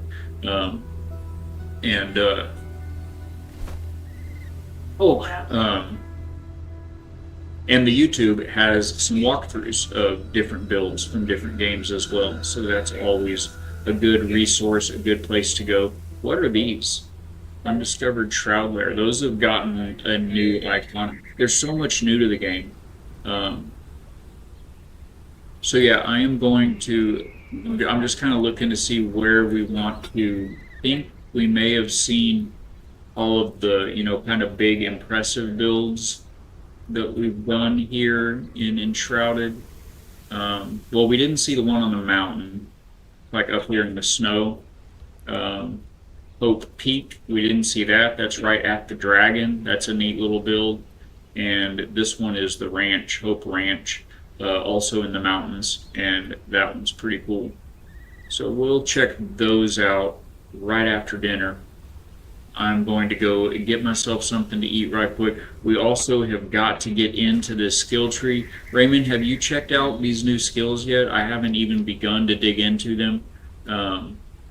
It looks insane. I should have gotten on before they did this and gotten like a screenshot. I did go ahead and make my way straight to make sure I'd be able to at least glide and jump and get the updraft. Other than that, I haven't done anything on this, so we're gonna have to get this sorted out before we do any kind of quests or adventuring for certain. So with that in mind, guys, check out the YouTube, check out the Discord, go check out your other favorite streamers, call your mom, give your brother, your sister a hug. Let us take a few minutes to just a minute. Take a few minutes to have a quick dinner break, and I'm going to do a little stretch. Love to have you guys back, and I am starving to death, apparently. There we go. Let's not die from hunger while we're at it. So we're going to get that Forged Bible Bot word game going, and I'm going to get get unloaded from here and get these shaders loaded up, and hopefully that'll just be that much better when we get back. We'll let those load up in the background. So give us a few minutes, and we will be right back in just a bit. Thanks, guys. Love you.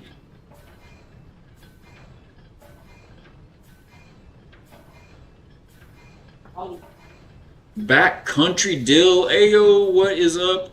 What is up is we are hitting my break right quick, my friend. Beautiful timing.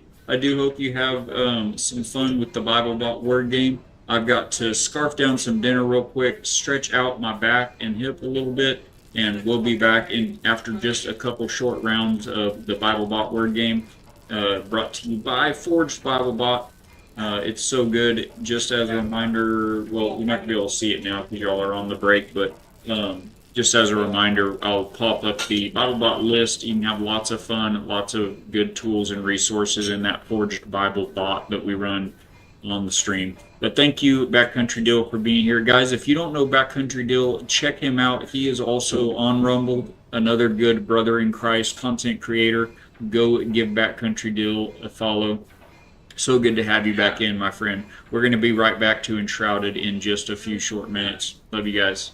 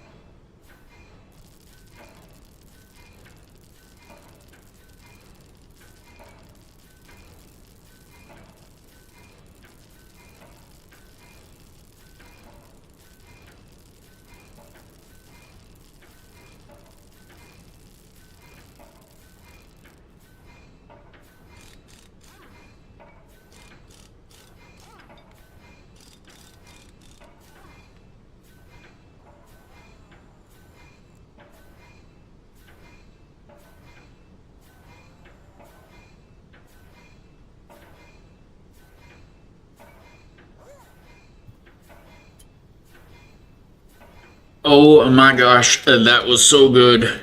Italian marinated chicken. Let's go. All right, let's shut down the word game. Pop back in here. If we can, where we are, where we is.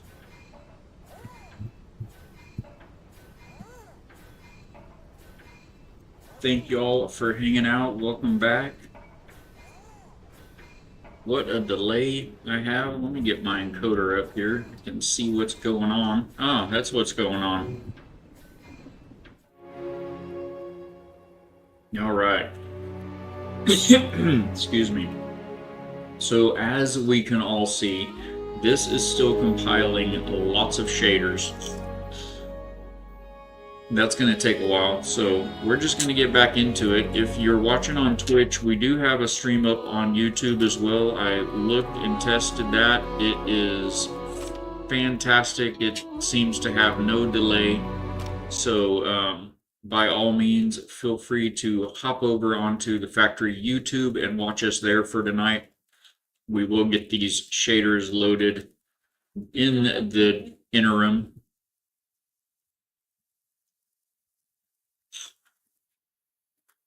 I'm sitting and waiting for you to put your towel down. I put my towel down. I know. Just a little bit. Okay. We've got a puppy that just cannot get enough scraps, you know. So anyway, while those shaders are loading, I mean, it looks smooth enough on my end, but we're not actually watching it on Twitch live. So appreciate you guys being here, putting up with it, hanging in there. I am going to get into this build and see what we can do with this guy. What is this all about? So before, I had kind of a mix. I had quite a bit of Ranger worked up, a little bit of Survivor, and then mostly I think I was split between Warrior and Barbarian here. I'm just gonna have to read these and see what's what. First of all, how many? 164 we have. Okay. Well, so do these still just give general? These, okay, these little ones just give general, like adds 1 point to your various, down the right side of the screen here, Constitution, Spirit, Endurance, etc. These little single nodes without any picture or numbers on them, they just give 1 point to one of these attributes. These are all a thing. Grant an additional resource when mining. Special abilities of pickaxe.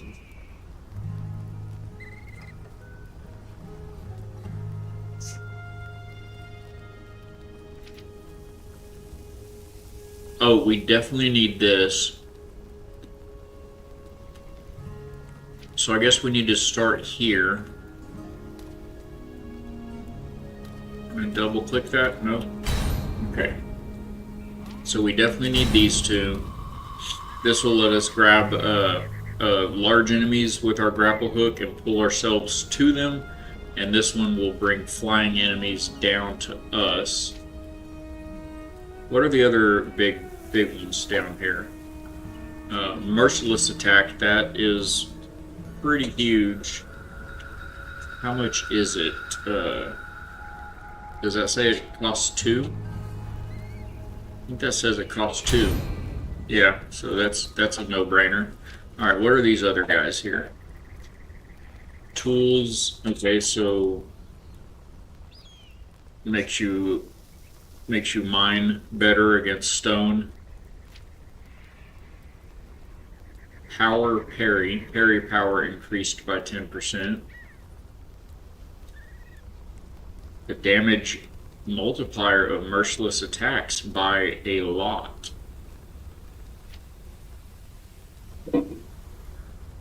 revive time. The base duration for the rested buff is increased by 2 minutes per level. Yeah, that's going to be pretty huge. We're going to load that up. That's an extra 6 minutes of base rested time. That seems enormous. What was this one that got us up here? Gliders consume less stamina. That seems pretty good as well. Now, can we undo points without resetting everything? Can we even reset anything?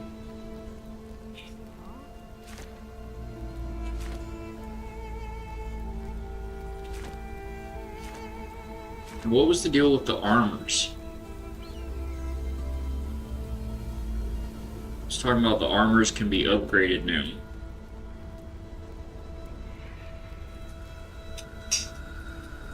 I think you do that at the crafting stations. Okay. So what else we got? Fishing endurance. Lumberjacking.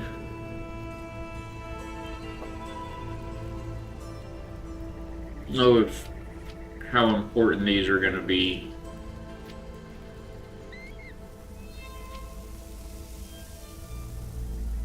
Quality gear, 20% chance to restore 1 durability on a hit. Yeah. So metal and stone mining increases. I think we're pretty good on all these center bits for the moment. So let me try to remember what the big ticket items were that we need to try to get ourselves back to. Maximum health. Ranged explosives. Oh, it was these. Regular arrows has a chance to spawn a flurry of arrows. Firing your bow while you're airborne. Special abilities of bows.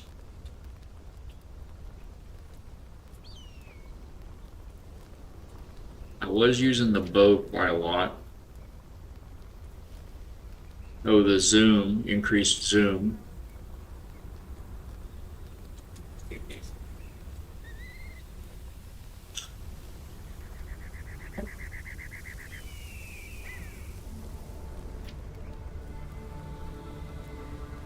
Be gone.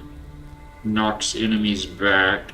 Oh, okay, so there was one that is a teleport. This one. Blink. Replaces the dodge roll with a short-range teleport. Yeah, we need to get to that one as well. So can we start with any of these? Let's see, what do we want to get? What do we want to use to get to Blink? Health gain from healing spells, that's good. Successfully parrying an enemy's attack restores mana. We don't use I don't use a mage build in this game, so let's head this way.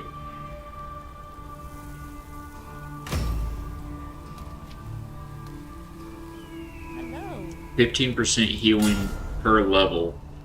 But they cost 2 each, so let's get the basics done first, and then we'll revisit with whatever points we've got left afterwards. So we've got our blink back. Just a reminder, that is it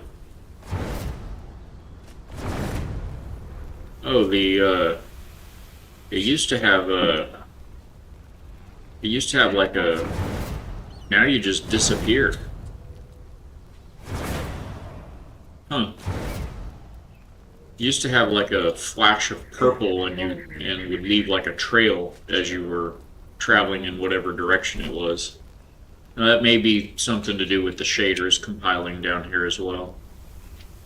Alright, so what were the other big ones? An evade attack.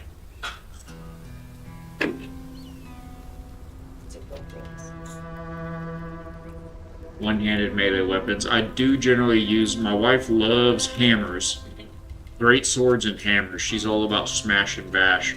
I generally use the one-handed swords with a shield. So it unlocks special abilities. That seems good. How are we going to get there? Do we want to go through the evasion, going sideways? That's that parry one. What is this? Oh, the increased armor. We're going to want that at some point. One-handed melee weapon damage. I think we'll grab both of those. So we'll need either that or this. They're both Constitution, so it doesn't matter. Wait. Increases health by 200 per point. Okay, same thing.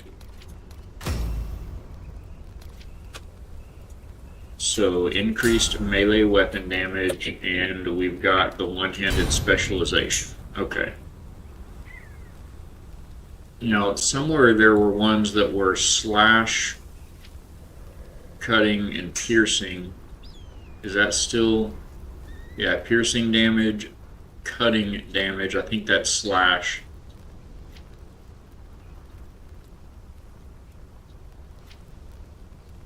It's the two-handed sped, the barbarian. That's my wife. She's more of a barbarian. Guardian. This one's all about healing, right? Emit a protective aura that increases physical and magical resistances. Yes.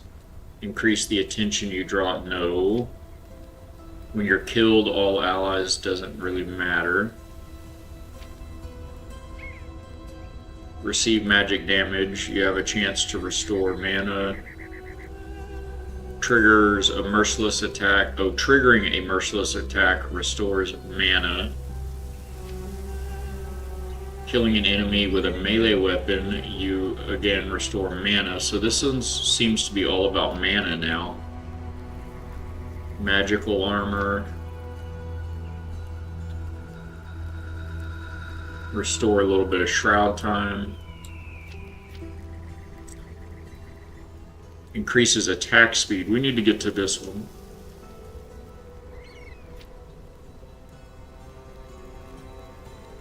So probably go with those. Are these two nodes the same? Constitution and Strength. Let's go up this side.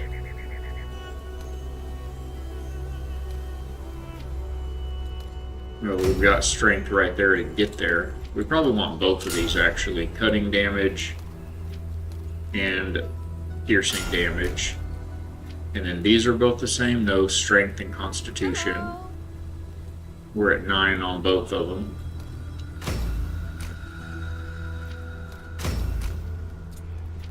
Alright, so we've got our Swift Blades. What are these? More Constitution, more Strength.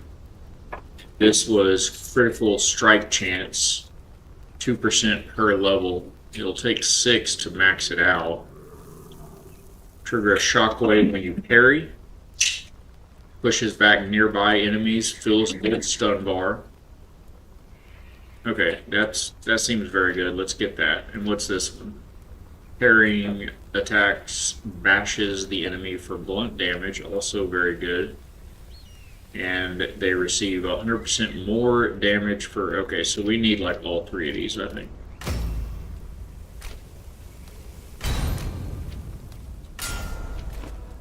Oops. One too many clickies. Alright, so we've upped our parry game. That's all two-handed stuff, right? Two-handed and blunt. Filling up stun bars increased when attacking blocking enemies. Yeah, need that. Alright, what else? We need some survivor stuff. Maybe some athletes. Perform a special attack by jumping. Yeah, the crash down. We definitely want that. What are we? 1, 2, 3 hops away. 1, 2, 3, 4 hops away there. Oh, and we don't have this one, so one. Yeah, let's start here. Get some more strength. Weakens the wet buff. I'll take it. We do like playing in the water. Hey. Constitution and strength. We're at 10 and 12, so we'll go with Constitution. And we've got our crash down attack. That's a jumping attack. Oh, the upward slash is so good too. Darn it, we'd have to go back down to here to get up to it. I guess that's exactly what we're doing. Okay, we're down to 105. We've used a third of our total points. The splash dash was really good. Increase your maximum health by 2 times your strength.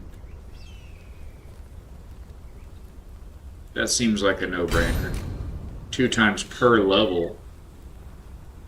So that'd be double again by the strength. We just need to build up the strength a bit, I think.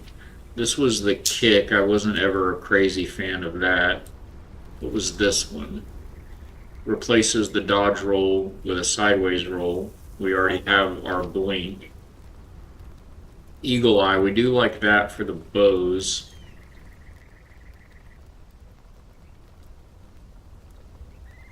Yeah, I think we need to mostly focus.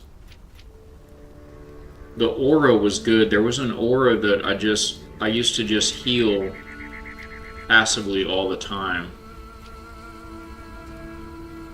Blinking into an enemy triggers an explosion which deals fire damage. You can blink while being stunned to break the stun state. Those both seem pretty handy. I think this is the one that just heals you passively over time. Per intelligence point, so we'll need to jack up our intelligence.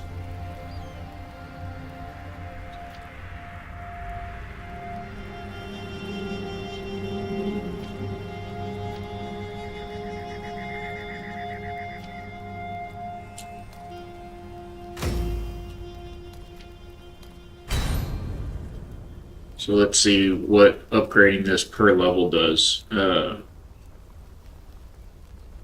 1 health per 2 points. 5 meter range per level. Okay, so this just increases the range of healing your friends. It doesn't increase the amount you heal, so we're good on that one for now. Are we good on those then? Fell enemies. Oh, this one was really nice. So in this one, when you're in the shroud or in the haunted, the hollow halls, I think they're called, any enemies that qualify as fell enemies, they take damage per second. But man, we're a ways from getting there, aren't we, guys? We can go all the way up through the healer path and back down. That would give us the righteous fire. Healing spells can perform critical strikes. Or we could go up through this. Magic weapon damage, intelligence, increased fire damage, spirit. And that one, I guess we'll pick that path. I do have a wand that I carry, and I heard the initial fire spell has been buffed as well. Super Sonic Saved by Grace. Welcome back to the factory, my friends. Thank you guys for coming back to see us. God bless you for being here. Hello, hello. Thank you for bringing your community over. Welcome in, Raiders. I'm Balak. We're a Christian, family-friendly variety stream, getting back into Enshrouded on our first ever evening stream. So we're ironing out the details of the schedule this week as we figure out what works best for my wife and I as I started a new job this week. So it's been a very blessed week. So happy to have you in. Thank you again for bringing your community over. I had the camera hidden just for a little while. We're trying to just hack our way through the a little bit daunting new skill tree of Enshrouded. We had 150 skill points to use to work our way through, and it's been a couple months since I played. I'm trying to it reset all your skills. I'm trying to remember, what I had and what we needed and everything. Congrats on the new job, Sonic says. Thank you so much. It's gonna be it's been such a blessing already. It's gonna be really fantastic fit, I think, for us. That's what we were going after right there. Let's get that. Yeah, it's gonna be a good fit for me. I'm very left-brained individual, very detail-oriented, and it involves poring over building prints and numbers and spreadsheets and measuring and all of that. So it's gonna be pretty good. You have a 5% chance to spawn a skull companion. Those are really handy in the game. I don't know how I feel about being titled a necromancer. I was playing Fields of Mystria, like Stardew Valley, but more, more to do and upgrade and explore. Okay. Finished year 1 winter and almost halfway through spring year 2. Wow. So the game has regular seasons in the game. That's a very cool dynamic. I've only run into that so far in Small Land.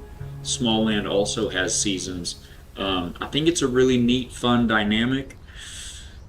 I also despise winter in real life and in the games. It was tough as a small folk in Small Land to get through the winter with all of the cold, but that sounds intriguing. I haven't heard of Fields of Mystria, but that's so cool. Also, Sonic, I don't think I knew you actually stream. So I will have to make sure that we are following you guys and gals, all of you Gearbots here at the factory. If you guys don't know Supersonic, they have been a great friend of the channel here. Do go check them out on Twitch and drop them a follow. Yeah, Stardew Valley I know was just from hearing, it was an incredibly popular game. I never played it myself. I've only been playing games for a little over 4 years. I didn't, grow up playing games, and so I've been pretty spoiled in my introduction to gaming this late in the evolution of games. Pretty spoiled on the graphics of everything. So there are some games that kind of just don't grab me just for the graphics. I know I'm missing out on great gameplay and great mechanics and everything, but man, I've only got so much time to play anything, and there are so many out here that are just spectacular graphic wise, and they've had me hooked on so many of those. But I want to stream at least once a week. It doesn't always work out though, right? Oh, farming mini crops, mining a bit, trying to befriend some characters to further unlock areas. Very cool. You don't have a schedule? No worries. I will drop you a follow anyway and just keep my eyes peeled for you. I'd love to pop in and hang out sometime. But yeah, all of that I like doing. We like growing stuff and farming. Mining is definitely a necessity if you're going to be building things in a game. Of course, that's what we're all about here, is building. Since you've just popped in, I'm not going to walk all around right at this moment, but just give you a little look around.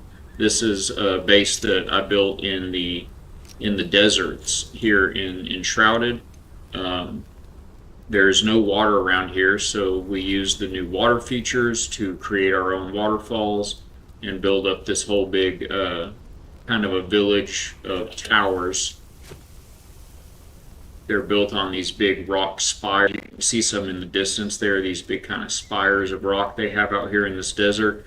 And we found a group of them, walled in the whole valley, flooded the whole thing, built ourselves a big lake and a big terraced, village palace kind of a thing of sorts. Oh, and Twitch is back in ads. Stream duration was 6 hours 20 minutes. That is a killer stream. That is quite a haul. That's about as long as I've done streams, and I'm gonna hold off on that thought because I think you're probably in a break there, Sonic.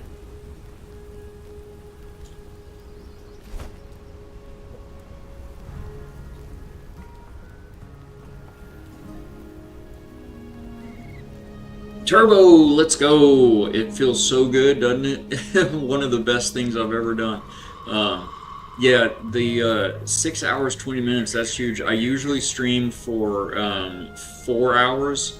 See, I don't see the badge on my... Oh, I do see it now. I've got 2 chats going because I'm going to Rumble and YouTube as well, so I have like a shared chat. I see the badge over there on the Twitch side now as well. So yes, that is the Turbo badge. Yeah, Turbo is one of the best things that I got myself as well. But yeah, I've been normally doing 9 a.m. to 1 p.m. Monday through Friday, and then sometimes I'll hit a Saturday stream.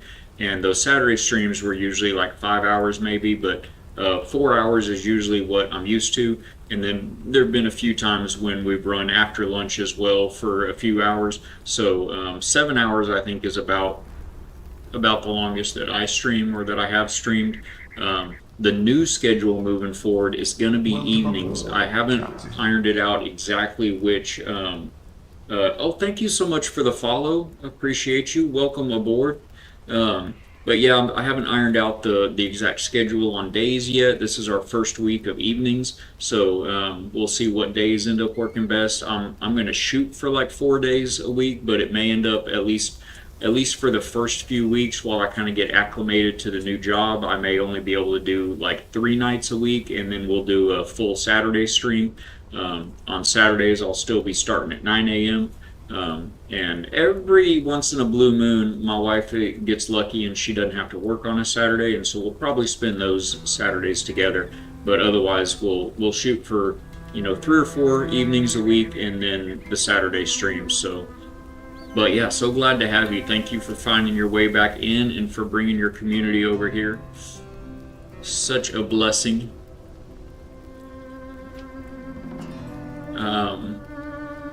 Where was I?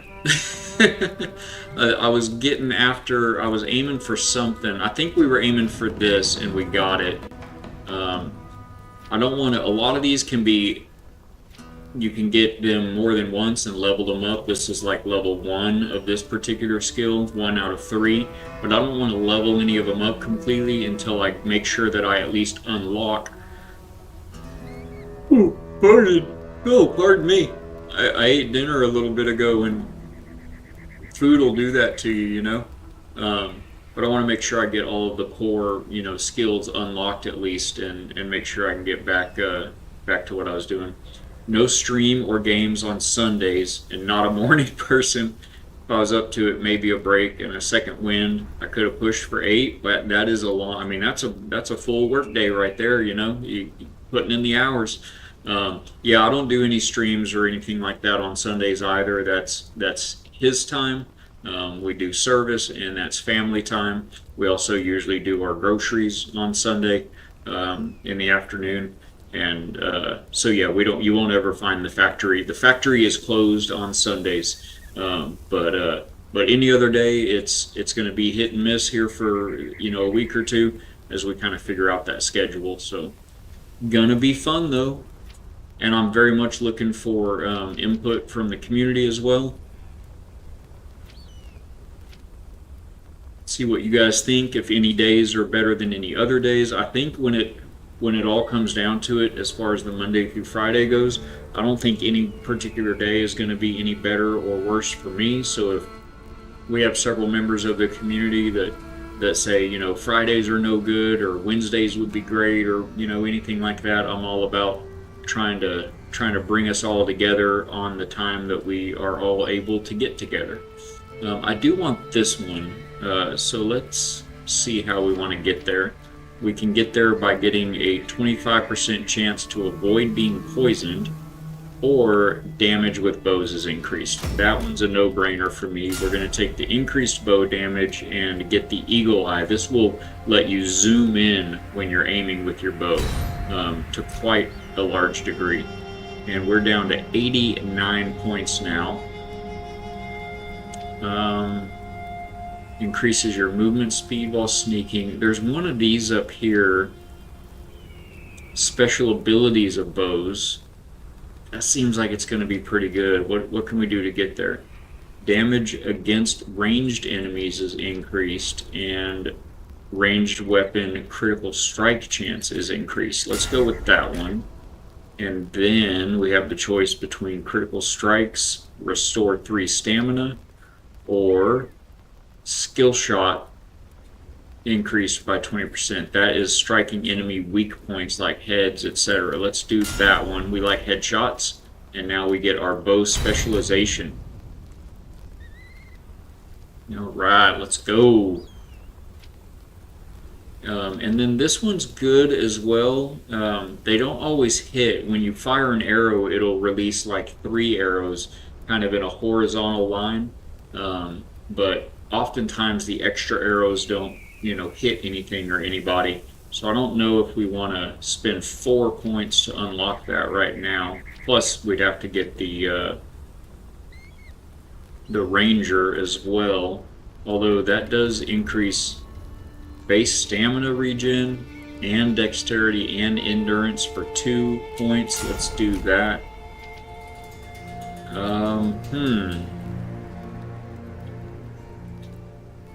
Sonic says farming, fishing, mining, foraging, combat, cooking, animal care, community, and more. That's what could be more. What's the more? That's like all of it. That's all of the things right there in the games, in Stardew and Mystria.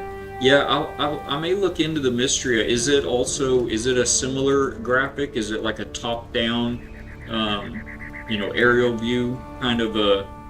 It reminds me of Stardew. Reminds me a lot of. So I mentioned I didn't grow up playing games. I didn't play games, through my 20s and my 30s or anything. I just kind of refound them, post 40. And but I do remember when I was a kid, we had an NES, and so we had like Mario and a couple others. I remember the original Zelda, and Stardew Valley reminds me of that. It reminds me of like that original Zelda. It's only $14, but there's more to it, and you can jump and swim. Very good. And it's early access. Do they seem like? Have you been playing it a while? Do they seem like? Sometimes when you find an early access game, it becomes very clear that it's pretty stagnant, and the developers are not responsive. And then there's other early access games. The wife and I got into Voyagers of Nera as an example off the top of my head.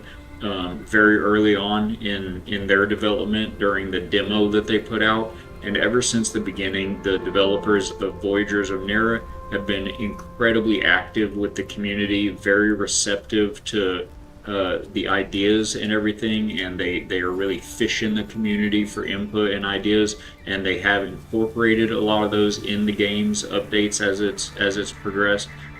It's a fantastic game as well. With me, anything that puts you on the water or in the water, I'm a sucker for it. I've loved the water ever since I was a young child. I used to be a commercial diver professionally. That was my career, was deep sea diving, and I just love being on the water. So anything like that. You've been playing it for over a year, still getting updates. Awesome, very cool. Yeah, for me, the developer community interaction, like, that's everything. It says that says it all.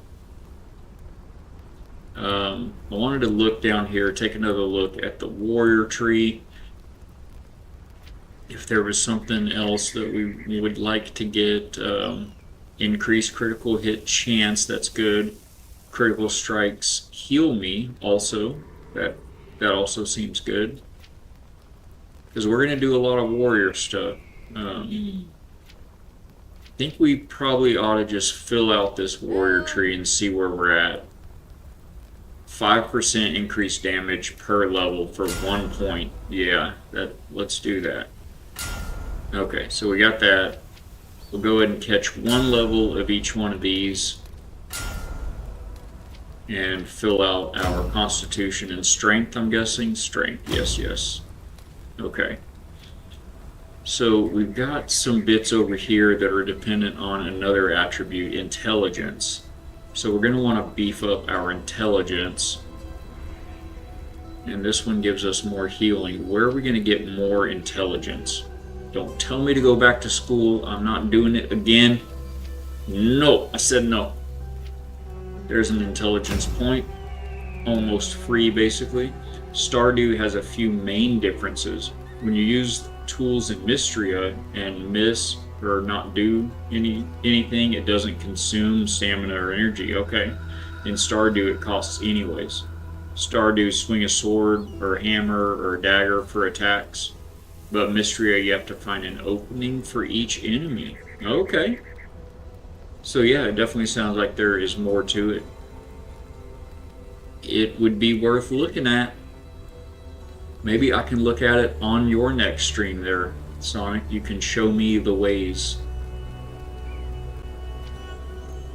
These would be pretty good. I'm going to go ahead and get these. This one will actually damage enemies if you blink into them, and this one will let you blink out of being stunned. Now, where's some more intelligence we can get for nearly free? That's Spirit. Dealing damage with magic. Increased Shroud resistance would be good. This is all the mage tree. I don't want to get too deep into the mage tree. But the healing, though... Oh yeah, this just increases the range, not the amount of heal. Does this increase the damage? 2 meter range and 1 fire damage per intelligence level. And it's just 1 point. Let's do that. Okay, so we'll do maximum damage to enemies just by being near them. Can increase our fire damage. Increase the general weapon damage. I guess if we're going to use a wand for the fire spell, we might as well. These are 2 points each, but it is 10% damage. Go ahead and do that. So we can effectively wield a wand with the fireball. Each enemy attacks different. Yeah, I can appreciate that in games when they incorporate real combat mechanics like that, and it adds a level of, you know, you got to be somewhat of a tactician. You know, it adds a tactical element. Now this survivor tree over here, we haven't looked at it yet, and it's got some really good ones in it for healing, for eating, I think even farming. This one's great. Sprint speed. Yeah, we're doing that. Decrease stamina and increase speed for running. We run a lot. For 1 point each, we're doing that. Both wake up at 6 a.m., pass out at 2 a.m. In Stardew, in both games. In Stardew, if you pass out at 2 a.m., you take a money penalty and lose energy for the next day.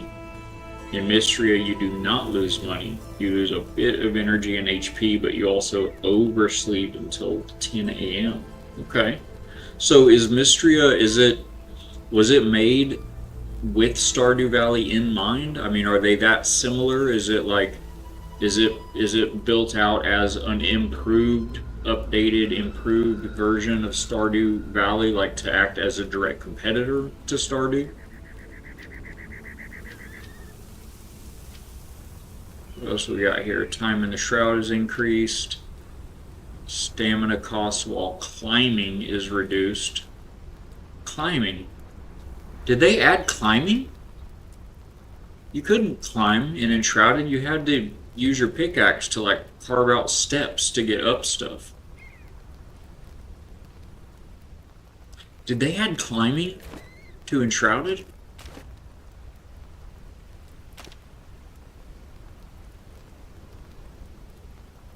Where's my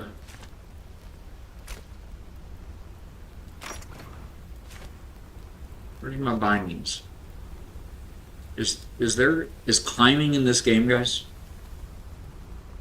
I don't know, but they are quite different but similar. Okay. Yeah, it sounds almost like they're similar enough that oh, it didn't reset my keybind. That's good. Um, is there a climbing? Did they add climbing? Combat.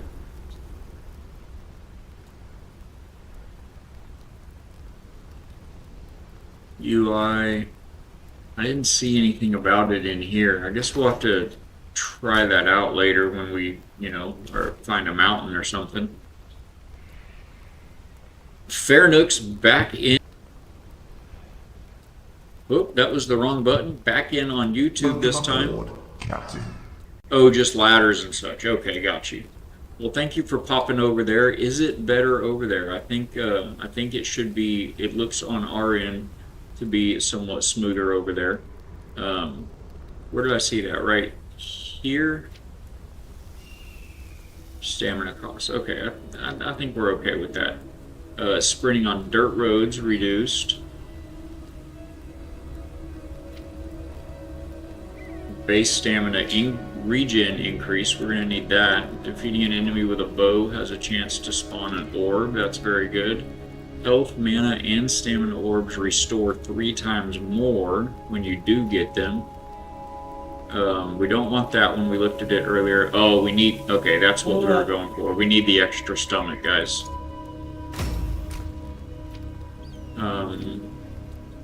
Oh, we have to backtrack to the rebound.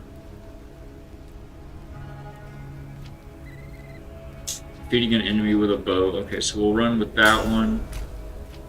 Get up here to the extra stomach. Excellent. It's the dessert stomach. Food buffs persist through death. Okay. Increase your endurance. Stamina regen of sweets is extra.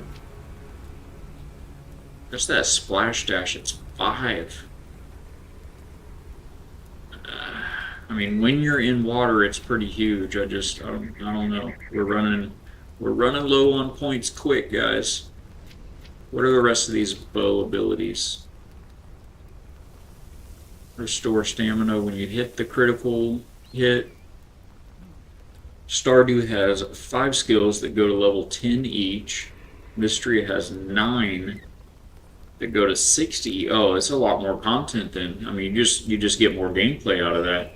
It adds cooking, crafting, archaeology. Tell me about that. And agriculture. And your town levels to 100. I dig it. Can you build? Can you build things? How's the building? And it doesn't have to be, piece by piece kind of a building for, like in Enshrouded, for instance. I enjoy other games that are more.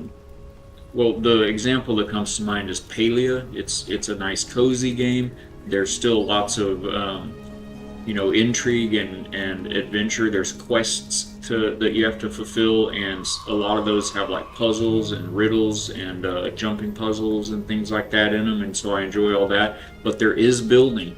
You just don't build out your own place so much as build. Like different, it's almost like decorating almost, but it's not quite. But yeah, Palia is a lot of fun for me, as a builder. Can't build except on farm, and yeah, it is top down, but only set things like law of land and barn or co-op or coop. Sorry, barn and coop. Well, I don't know. I'll have to watch you. I'll have to come watch you play it and see. Sometimes things surprise me, and I'll get hooked on something that I had no idea. It was like, man, this is really not my kind of game, but it surprised me, and But yeah, like I said, there's so many games, but so little time, you know? Let's see. All right, what's around this side of this hook here? This is just going to be the dexterity. Then you get for every target you hit with an explosive arrow. That's pretty specific. Every enemy hit with, again, explosive arrows. This is the shooting special arrows triggers the flurry and adds 25% chance to spawn an additional regular arrow.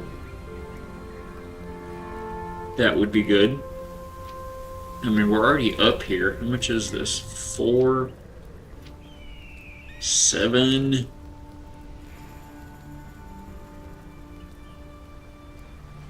It'd be 10 points into the ranger tree right there. I don't know. I know, guys. I know. I mean, do we just need to get some of these base? I don't think I need the fisherman one, but like the tree cutting one and the mining one, maybe. Seems like maybe that'd be smart.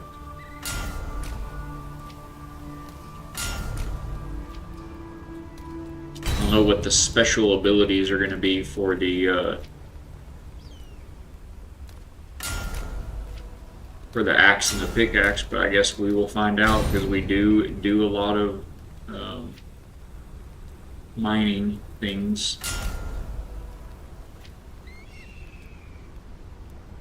At levels 1, 15, 30, 45, 60, you can get extra perks. Chance to get refunded energy, that's strong. Things take less time to craft, that's overpowered. Yes, you gotta get that one. Extra items. Donnie Dreams. Welcome aboard, Captain. And Anonymous. Welcome aboard. Welcome back into the factory, gentlemen. Donnie, thank you for getting those cogs back into the machinery here. Thank you for being here, guys, on our very first #1 debut evening stream. I'm doing my best to keep up with the late hours. Hey, Balak, guess you're on the new work schedule. You know it, my friend. I started the new job yesterday and had a little bit of homework, and so we were able to get on this evening with the blessing of the wife, the beautiful bride to my left here. Notice the big ears. Not doing the headphones tonight. Trying to involve her somewhat. I don't want to just ignore the wife, for the after work hours, throughout the week. So we're gonna do what we can with it. Oh my gosh, look at you guys going. Donnie, welcome in to the official Gearbots. Supersonic, you legend. Thank you so much for getting Donnie that sub. Thank you for your support. You guys humble me more and more every week. But yeah, Moose, the job is going to be great. It's such a good fit. It's such a great group of Christian men at that company, and they hadn't. It's been 2 days. They hadn't run me off yet. So by all accounts, I'm doing well. And it really is, that type of work is right up my alley. So I think I'm going to enjoy it for many years to come. So it's going to be a good fit. So I'm just going to be on the evening hours now. And I'm definitely going to miss all you guys and all of the daytime shenanigans and fun that we had. But there will be many more late afternoons, evenings, Saturdays, and etc. So we will be all over it. Yes, thank you. So good. So yeah, we're in Enshrouded, obviously, guys, and Donnie, Moose, thanks for popping in. We're continuing the variety grind. Enshrouded is, in a lot of ways, it's a lot like Valheim. Obviously, there's huge key differences as well, but I haven't played it in a couple of months. Valheim's got me so hooked. We were doing Subnautica and Windrose before that. It's probably been like 3 months since I've really played Valheim. Enshrouded. Excuse me. I just had dinner a short while ago as well. But looks like a Deus Ex skill tree. Okay, I haven't played that one either. I think I've seen it. It has like a think I can picture the cover anyway, the cover art. It's like an android with like a missing, half their face is missing kind of a thing. Maybe am I thinking of the wrong game? Noise. Got Balak on the night train now. Then you got me, who when I do stream, you go till 3. Yeah, I catch Donnie's streams with my coffee in the mornings because I usually wake up anywhere between like 3:30 and 4 usually. So for me, the biggest challenge of this whole change is going to be staying up with you guys. You know, I mean it's 9:09 right now, and a lot of nights I'd have been passed out on the couch next to the wife already. She usually wakes me up to get my booster seat to bed. Between like 10:30 to 11ish is usually when she's ready to go to bed, and so yeah, that'll be my biggest challenge, just staying awake with you guys. Yeah, you can install upgrades as the game goes on. Oh, Deus Ex was pretty revolutionary when it came out. Okay. Can do things like jump off a tall building eventually. Oh wow, that sounds fun. With the skill, yeah, the skill tree, they just reworked it in Enshrouded. That's why we're in here. They reset all of your skill points, so you had 0 abilities when you log back in after this update. And it's not a brand new update. It's been, I mean, shoot, it's probably been a couple of months now that they did this big update. But they reworked the combat. They reworked all of the weapons and armors. They can all be upgraded now. So whereas before, like a lot of adventure, survival games, you find, like in Valheim, for instance, I love the padded armor. It looks so good. But what are you going to do with the padded armor? You can't finish the game with the padded armor. There's nothing you can do to it that will keep you from dying, in the Mistlands or the Ashlands or whatnot. So you've got to go to that next tier. You've got to go wear the Carapace armor. You go from the padded armor to the Carapace armor. Like, this is an upgrade? How? And it's all just personal taste. I know some people may love it, but a lot of people, there's some set of armor. Enshrouded is notorious for this. You'll find some weapon, some set of armor that is so you. It's amazing. And then you get to the next level of progression and you realize, okay, this is literal garbage I'm draped in right now. I have to have this one now, and I hate it. I can't stand the way this one looks, So anyway, they've made it now to where you can upgrade that old set of armor that you love the way it looks so good, but it can't hang in with the higher tier, mobs, the enemies. You can upgrade things now. You can take those, lower tier weapons and make them better if that's the weapon you like the way it looks and everything. So they've just reworked a bunch of stuff, and we're trying to dig into the meat of it. I'm down to 33 points. We started out, what was it, chat, like 174 points, I think. So we're doing some damage. We're taking some bites out. I think I've got most of like the main big abilities that I had before. I think I've got them again now. Got them back, but well, this would be nice. Not sure. One main difference is in Stardew. Moose, Donnie, have you guys heard of Mistra? Is it Mistra? Let me scroll back up a little bit.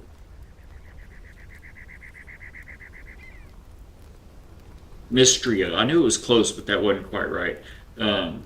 So yeah, but it's not just Mistria. What was it, like?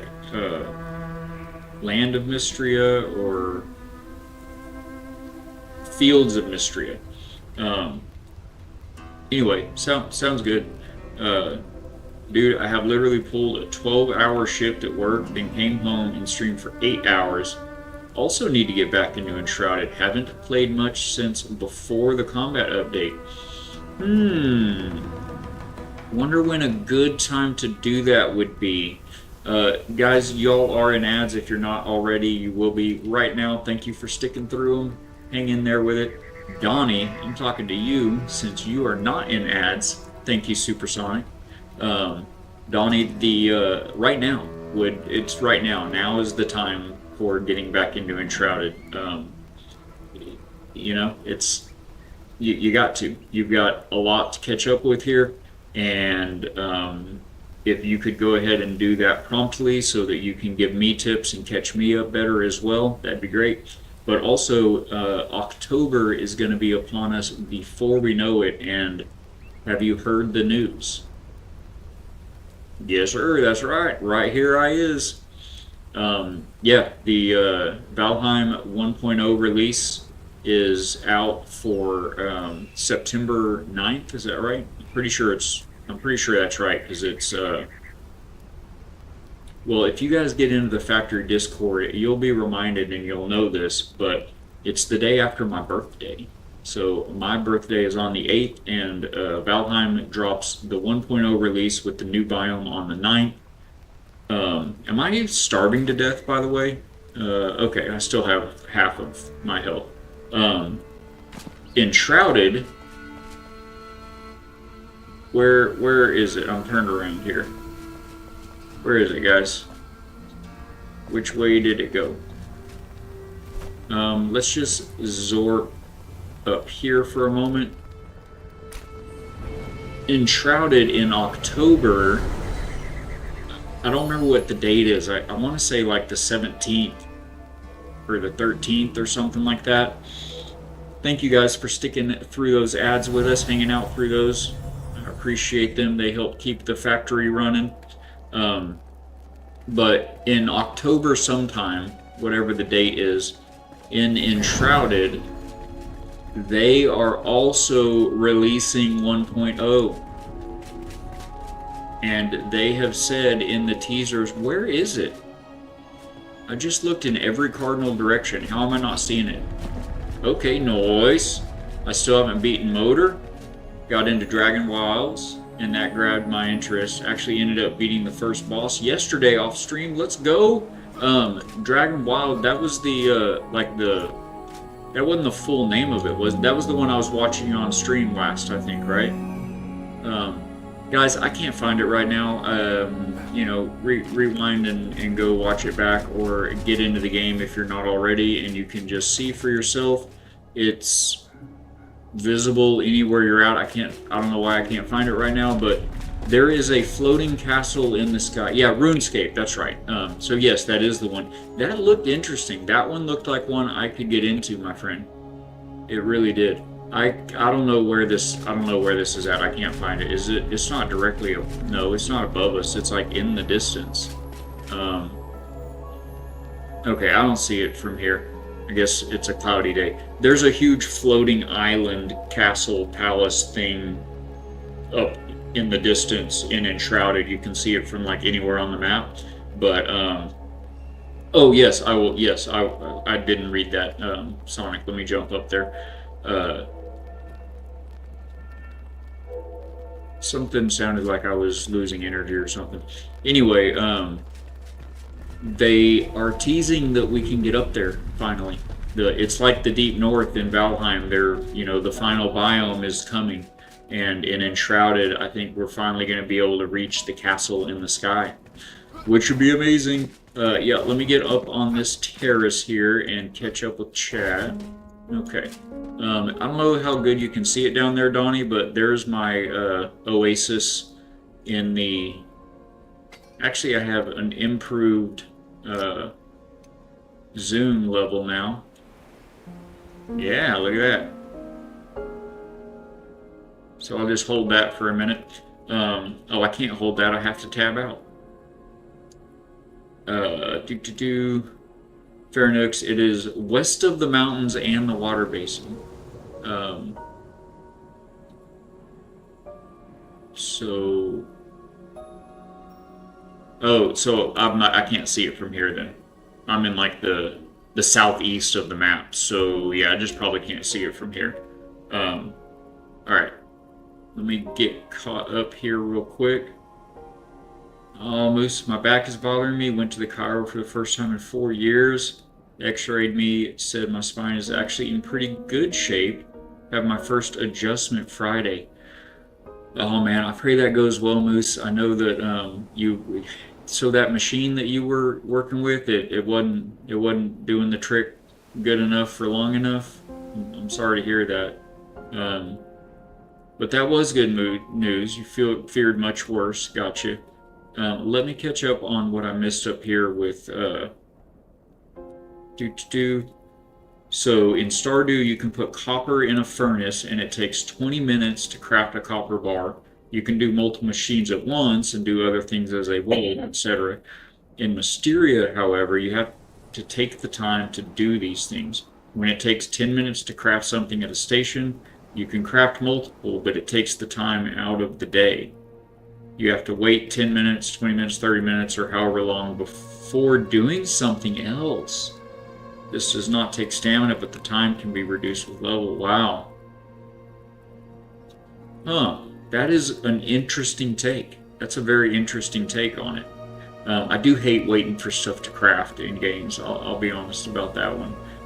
That's one of those like quality of life mods that once I've put in my grind in a game, I'm all about that kind of a mod right there. Yeah, Moose, I remember you had the machine that you were working on. Oh, I'm going to keep using the Pilates reformer. This Cairo has a holistic approach to health. Okay, diet and exercise. That's good. Patient wants to wean his patients off eating right. That's so commendable. Generally speaking, the whole health industry, medical, it would be a better term. The whole medical industry. Is this Bellwater Basin? Yeah. The whole medical industry at large, they're in the business of you being sick, so it's, they take the Hippocratic oath and they're supposed to, do no harm and do the best for their patients. But I mean, it is a catch-22 because, if there are no sick people, then they go out of business. Obviously, just the way life works, that's not going to happen. It's not necessary for them to run their business the way they do, but I very much personally, in my opinion, and I've had a lot of very close people and family in the medical industry, so this is not to say anything disparaging against any particular person in the field or anything, but yeah, generally speaking, they there we go, guys. Fairnux, thank you, you legend. There's the castle in the sky, Donnie, or anyone that hasn't seen it, and word is that we are going to be able to finally reach it. You cannot reach it right now. We've tried. That'd be great. Thank you, Fairnux. Let's get some dubs in the chat for Fairnux. Let's go. It skips the time, and passes the time. Right, you don't literally wait. It just like eats it out of the day. Easy way to negate fall damage. If so, is just use a second jump just for... Oh, yeah, I'm sorry. I saw that fall damage comment also.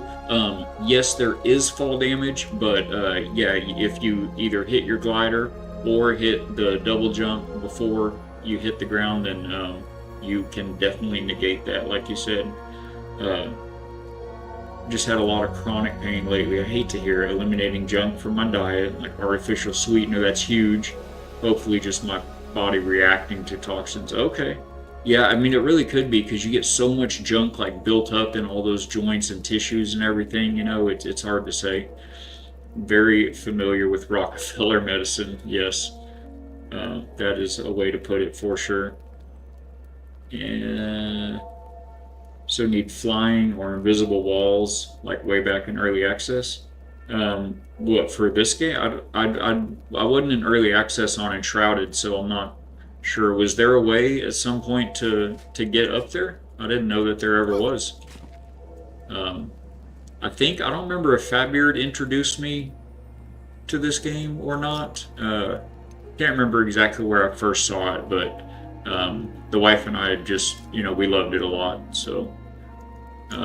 And it looks like 72%. The shaders take so long.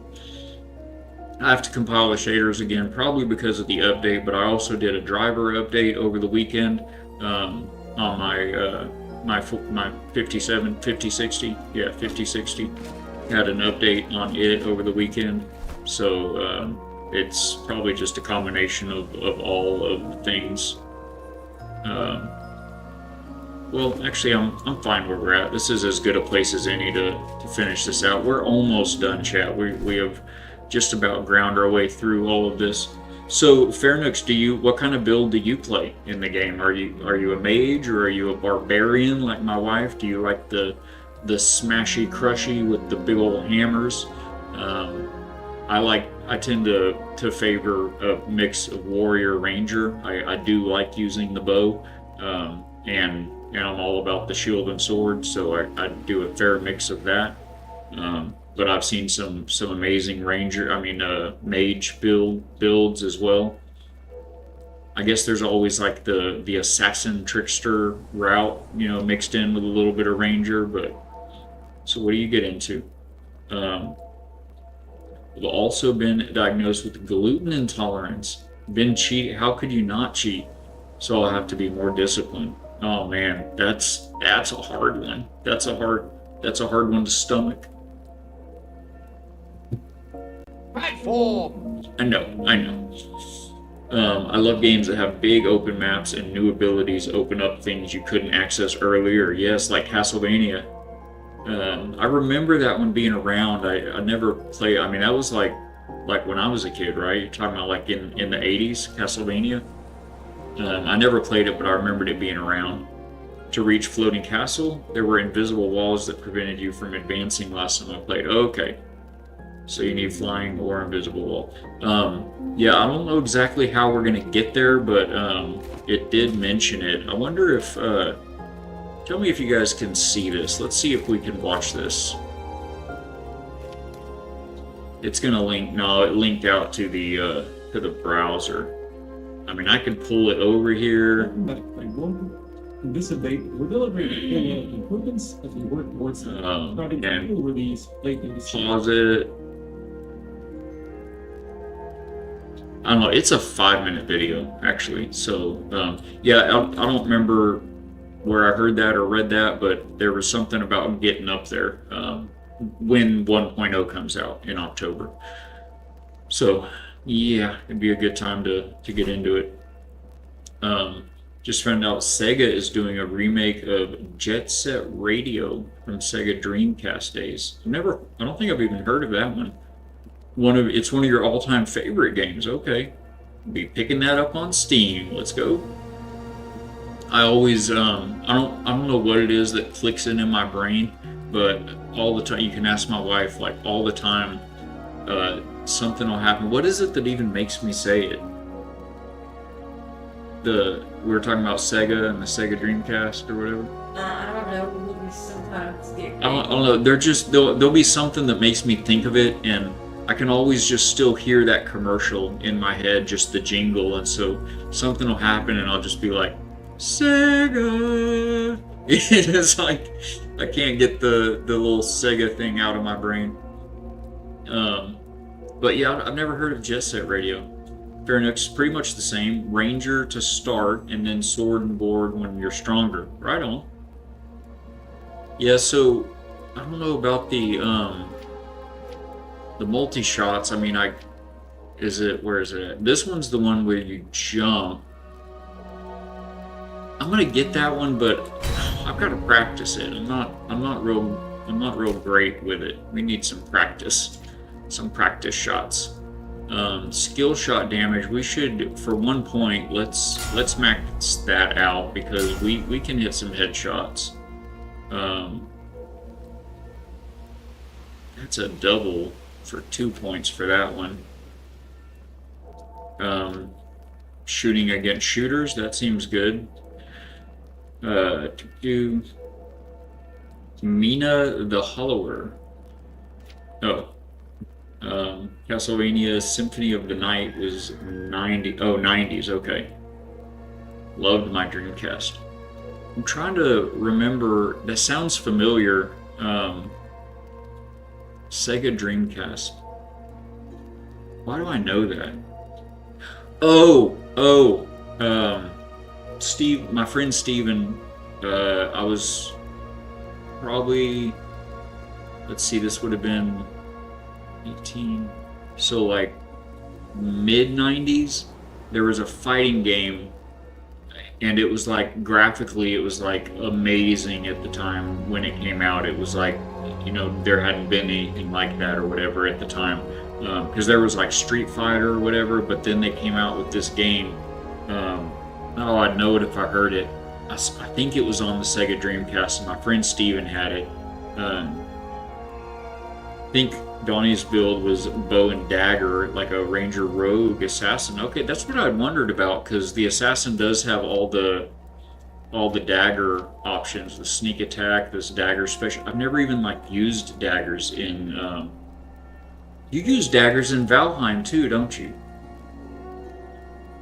I think Donnie's a dagger guy. Oh, and you were using daggers in RuneScape the other day too.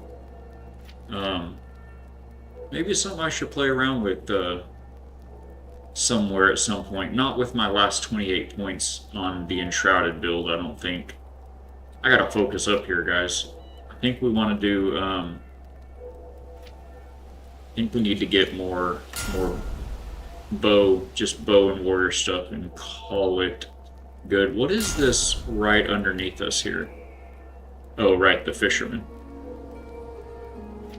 Did we want to need any of these? Reviving an ally, increase the damage multiplier of mercy. That one's pretty huge. Is that just a 1 point? That's pretty huge. And the parry. Okay, we're gonna do these two.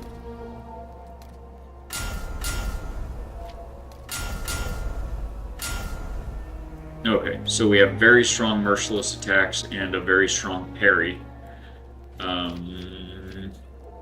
What else? Dreamcast was Sega's last console, released right before PS2. Okay, just looked it up. Soul Calibur. You nailed it. It was available at launch on Dreamcast, considered a classic. Yeah, it was. I mean, we'd go over to his house, you know, at my senior year of high school. I graduated with honors and everything, so I did the academic thing really well, but I also was an extreme rebel from, you know, my dad's household and his rules and everything. I was such a goober, such a dummy. And anyway, so yeah, we would go to Steven's house or this one other guy, James's house, for lunch. Sometimes the rest of the day. Sometimes we wouldn't go back. Don't do that. If you guys are in school and you're listening, it's not worth it. It caused me so many more problems than any amount of fun that we had. But yeah, we used to go to Steven's house after or at lunch, and we'd play that. It was crazy. It was pretty impressive. Soul Calibur. I don't really remember much about it now, but that was absolutely the name of it. I'm gonna have to look that up later. That's gonna be a little bit of nostalgia. Dreamcast didn't have as many polygons as PS2, but had much nicer textures. Okay, I do remember just the graphics were crazy on that Soul Calibur game. The graphics were crazy. I bet you once I see it, I'd even remember, like, oh yeah, that's the guy I used. You know, that's the guy I would fight with, or because it was like a one-on-one fighting kind of game. It was like a Street Fighter or Mortal Kombat or something. Yeah, though RuneScape Dragon Wilds doesn't have a sneak attack mechanism. They're supposed to be adding an agility skill tree. Is RuneScape in early access, Donnie? It would be nice if they added sneak attacks with that. Yeah, it would be the place to put it. You know, Valheim has sneak attacks. You can actually one-shot a troll with an upgraded abyssal chitin dagger. That's crazy. I knew that about the sneak attacks. Did not know about the troll bit. So you have to like catch them in the cave, I guess. You just sneak right in and get up behind them. I guess some of the outfits make you sneakier, right? Is it the Askman that makes you sneakier? And does the Fenris, does it make you sneakier too? In Icarus, for instance, there's ghillie armor, and you lose a lot of armor protection and a lot of thermal protection, but you're like almost invisible to the animals and stuff, so it's really good for hunting. I loved Shenmue too. Forklift driver by day, martial arts fighting for justice by night. Let's go, Shinmu. Oh, that's funny. So I know this is gonna be shocking, but I never heard of that one. Forklift driver turned martial artist fighting for justice. Let's go. All right, let's just up these, max these out. Cutting, piercing, critical weapon. Wait, is that chance? Oh, yeah, let's max that. And critical weapons heal you. Yeah. Yeah. Filling up stun bars. Attacking, blocking enemies. Yeah, we do a lot of that. Can't stand those guys. Drop your shields. Just accept your fate. Parrying them, that's like the super parry ability. We're down to 10 points, guys. We are getting through it.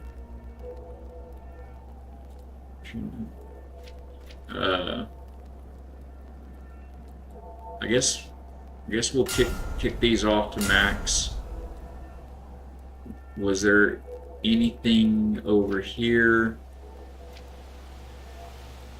Defeating an enemy with a bow. So what, an extra 12% chance per level for only 1 point. That seems good. That's maxed. What is endurance? Is endurance stamina, basically? I think endurance is stamina. Let's see if we can find some more endurance that we can touch. Are you endurance? You're not. It's a green. Endurance is green. Poison resistance, your endurance. But you're out of reach. We have to get kicked. Avoid being poisoned. How much was that? 2. And that could get us a dexterity. Okay. We'll go this and we'll be done. Wait, what is that? Yeah, okay. What is that? Okay, doesn't matter. We did it! Okay. Oh, that's a nice shot. Oh. Moose, Donnie, y'all want to see the and Fairnooks maybe? I don't recall when you popped in before. We might be able to see, to end it out where we started it out here.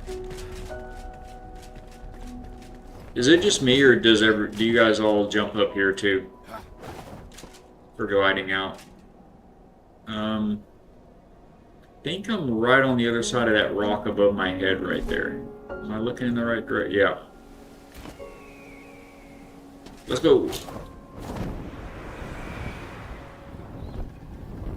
We're not gonna make that mountain. Where's my... I can't do the updraft.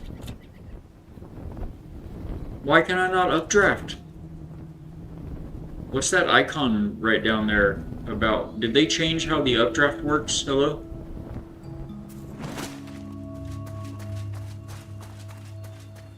I hope I don't get annihilated now that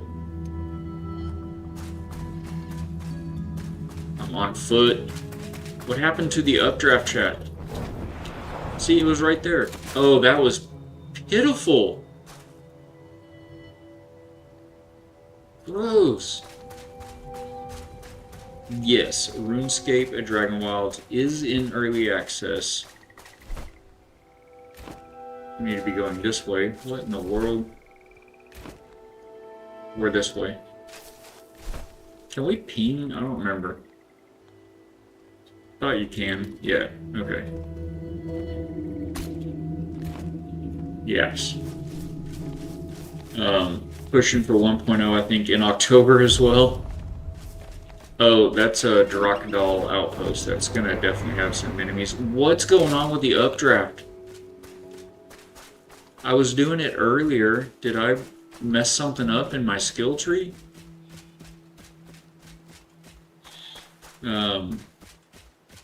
and not sure about all the armors in Valheim.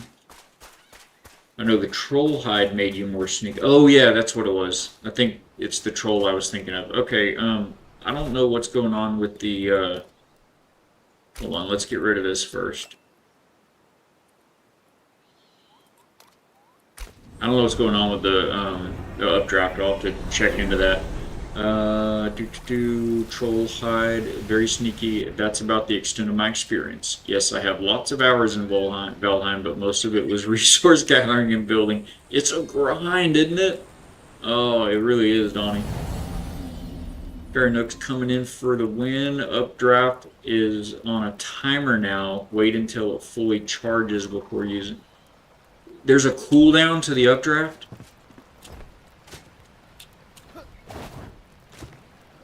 How do you see it? You have to start gliding?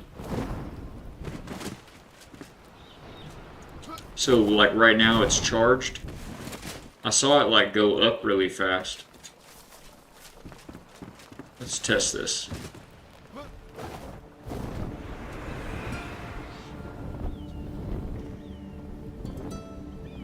So do you only get, like, so many of them, and it's on a cooldown? So that bar is going to go down again now? No. I don't get it. I'm going to have to do a little reading about it.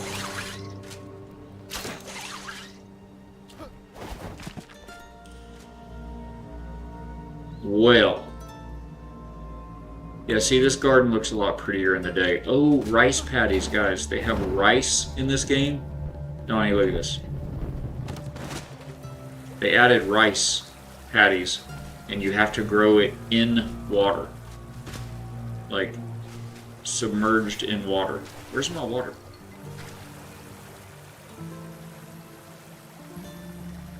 Hello, water? This whole little thing is usually full. Like, this rice doesn't grow if it's dry, like this over here. I think with the update, they repurposed a little bit of stuff, so you're gonna have to kind of... Oh, it might be filling up right now, is it? It's hard to tell. Jump and do not use it immediately. Wait for it to charge all the way. Huh. Well, thank you for the inputs. Yeah, that time when it left me stranded when I jumped off the Veilwater Basin,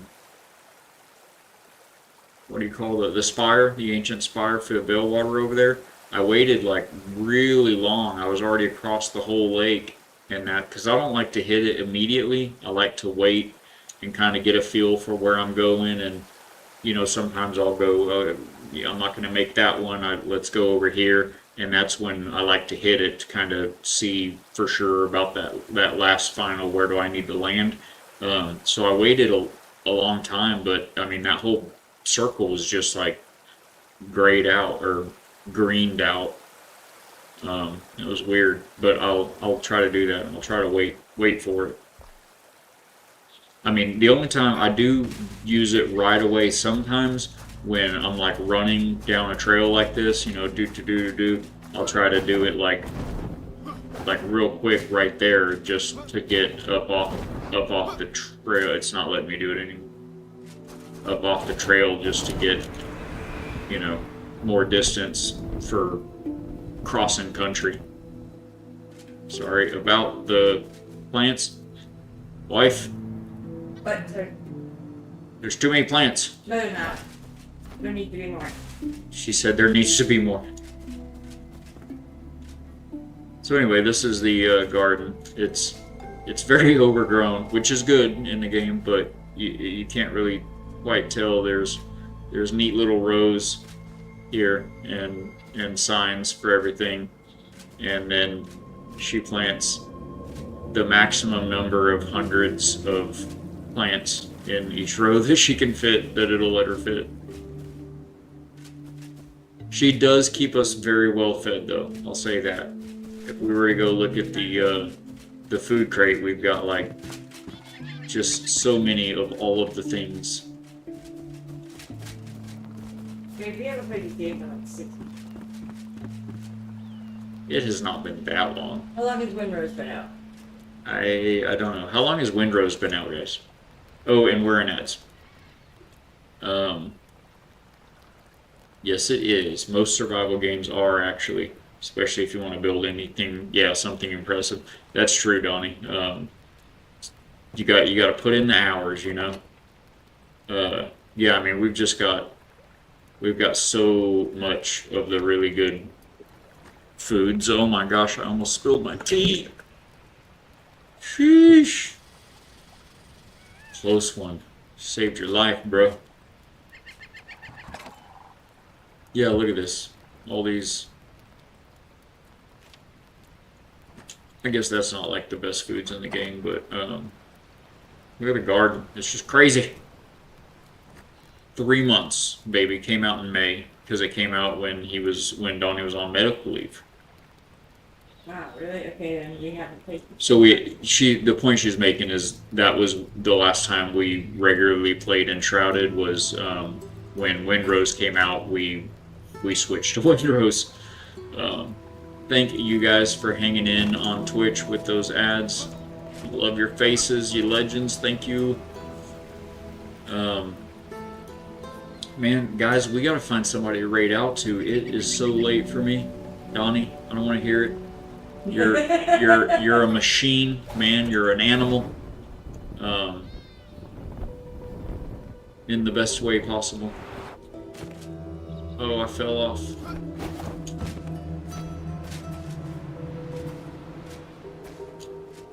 Take a last little peek at the village here.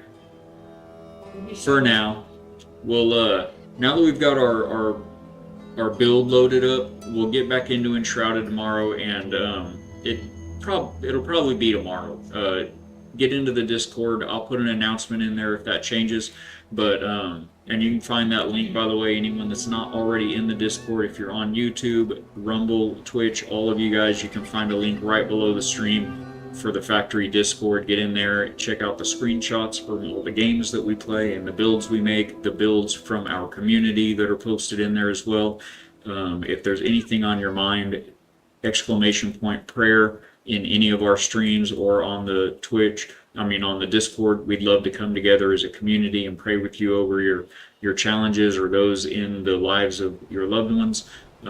If you have some amazing news, exclamation point praise, we'd love to celebrate your victories with you as well. But get into the Discord, and I'll put an announcement in there if that changes. But we'll get back into Enshrouded again next time and get into, I know there's some new quests. They reworked the ways that the quests are listed even, I think. Yeah, look at this one. Yeah, they've reworked the way these are sorted and everything. So we've got, as you can see, we've got several quests here that we can get into. So we'll get into looking at that. We need to check our armor and weapons and see if they're up to snuff. So we need to go visit the blacksmith. I can almost remember his name. Oh, I gotta know that. It's gonna drive me crazy. We'll go visit the blacksmith, go visit Cade, the carpenter. We'll need to visit the huntress and all of the people for the armors and the weapons. Oh, right. We're gonna find someone to raid in just a minute. We gotta go back to the desert. Chat, do you have any recommendations, any requests, any suggestions? Who's out there? We're looking for family-friendly streams. I'm going to call it a night soon myself. Got to work in the morning myself. Donnie, thank you for being here, my friend. It really is a pleasure. I am honored, and I appreciate you being here. It was great chatting with you. It's always good. I'm glad it's either at the very end of the night or at the very first thing in the morning, but yeah, we'll take them whenever we can get them, my friend. Here in just a few minutes, we'll be raiding out to somebody and try to spread this factory love over somewheres. Oh, I can't believe I can't remember his name. He's my favorite one. I think he's, if I remember right, I think he's like the first one you get. Oswald. I just remembered it. His name's Oswald. We'll have to go see Oswald the blacksmith and Cade. Although I don't think I don't think Cade actually makes armors, does he? The carpenter. But anyway, we'll get back into it. We'll check out our weapons, our armor, and get into some quests. And hope to see you guys all back there.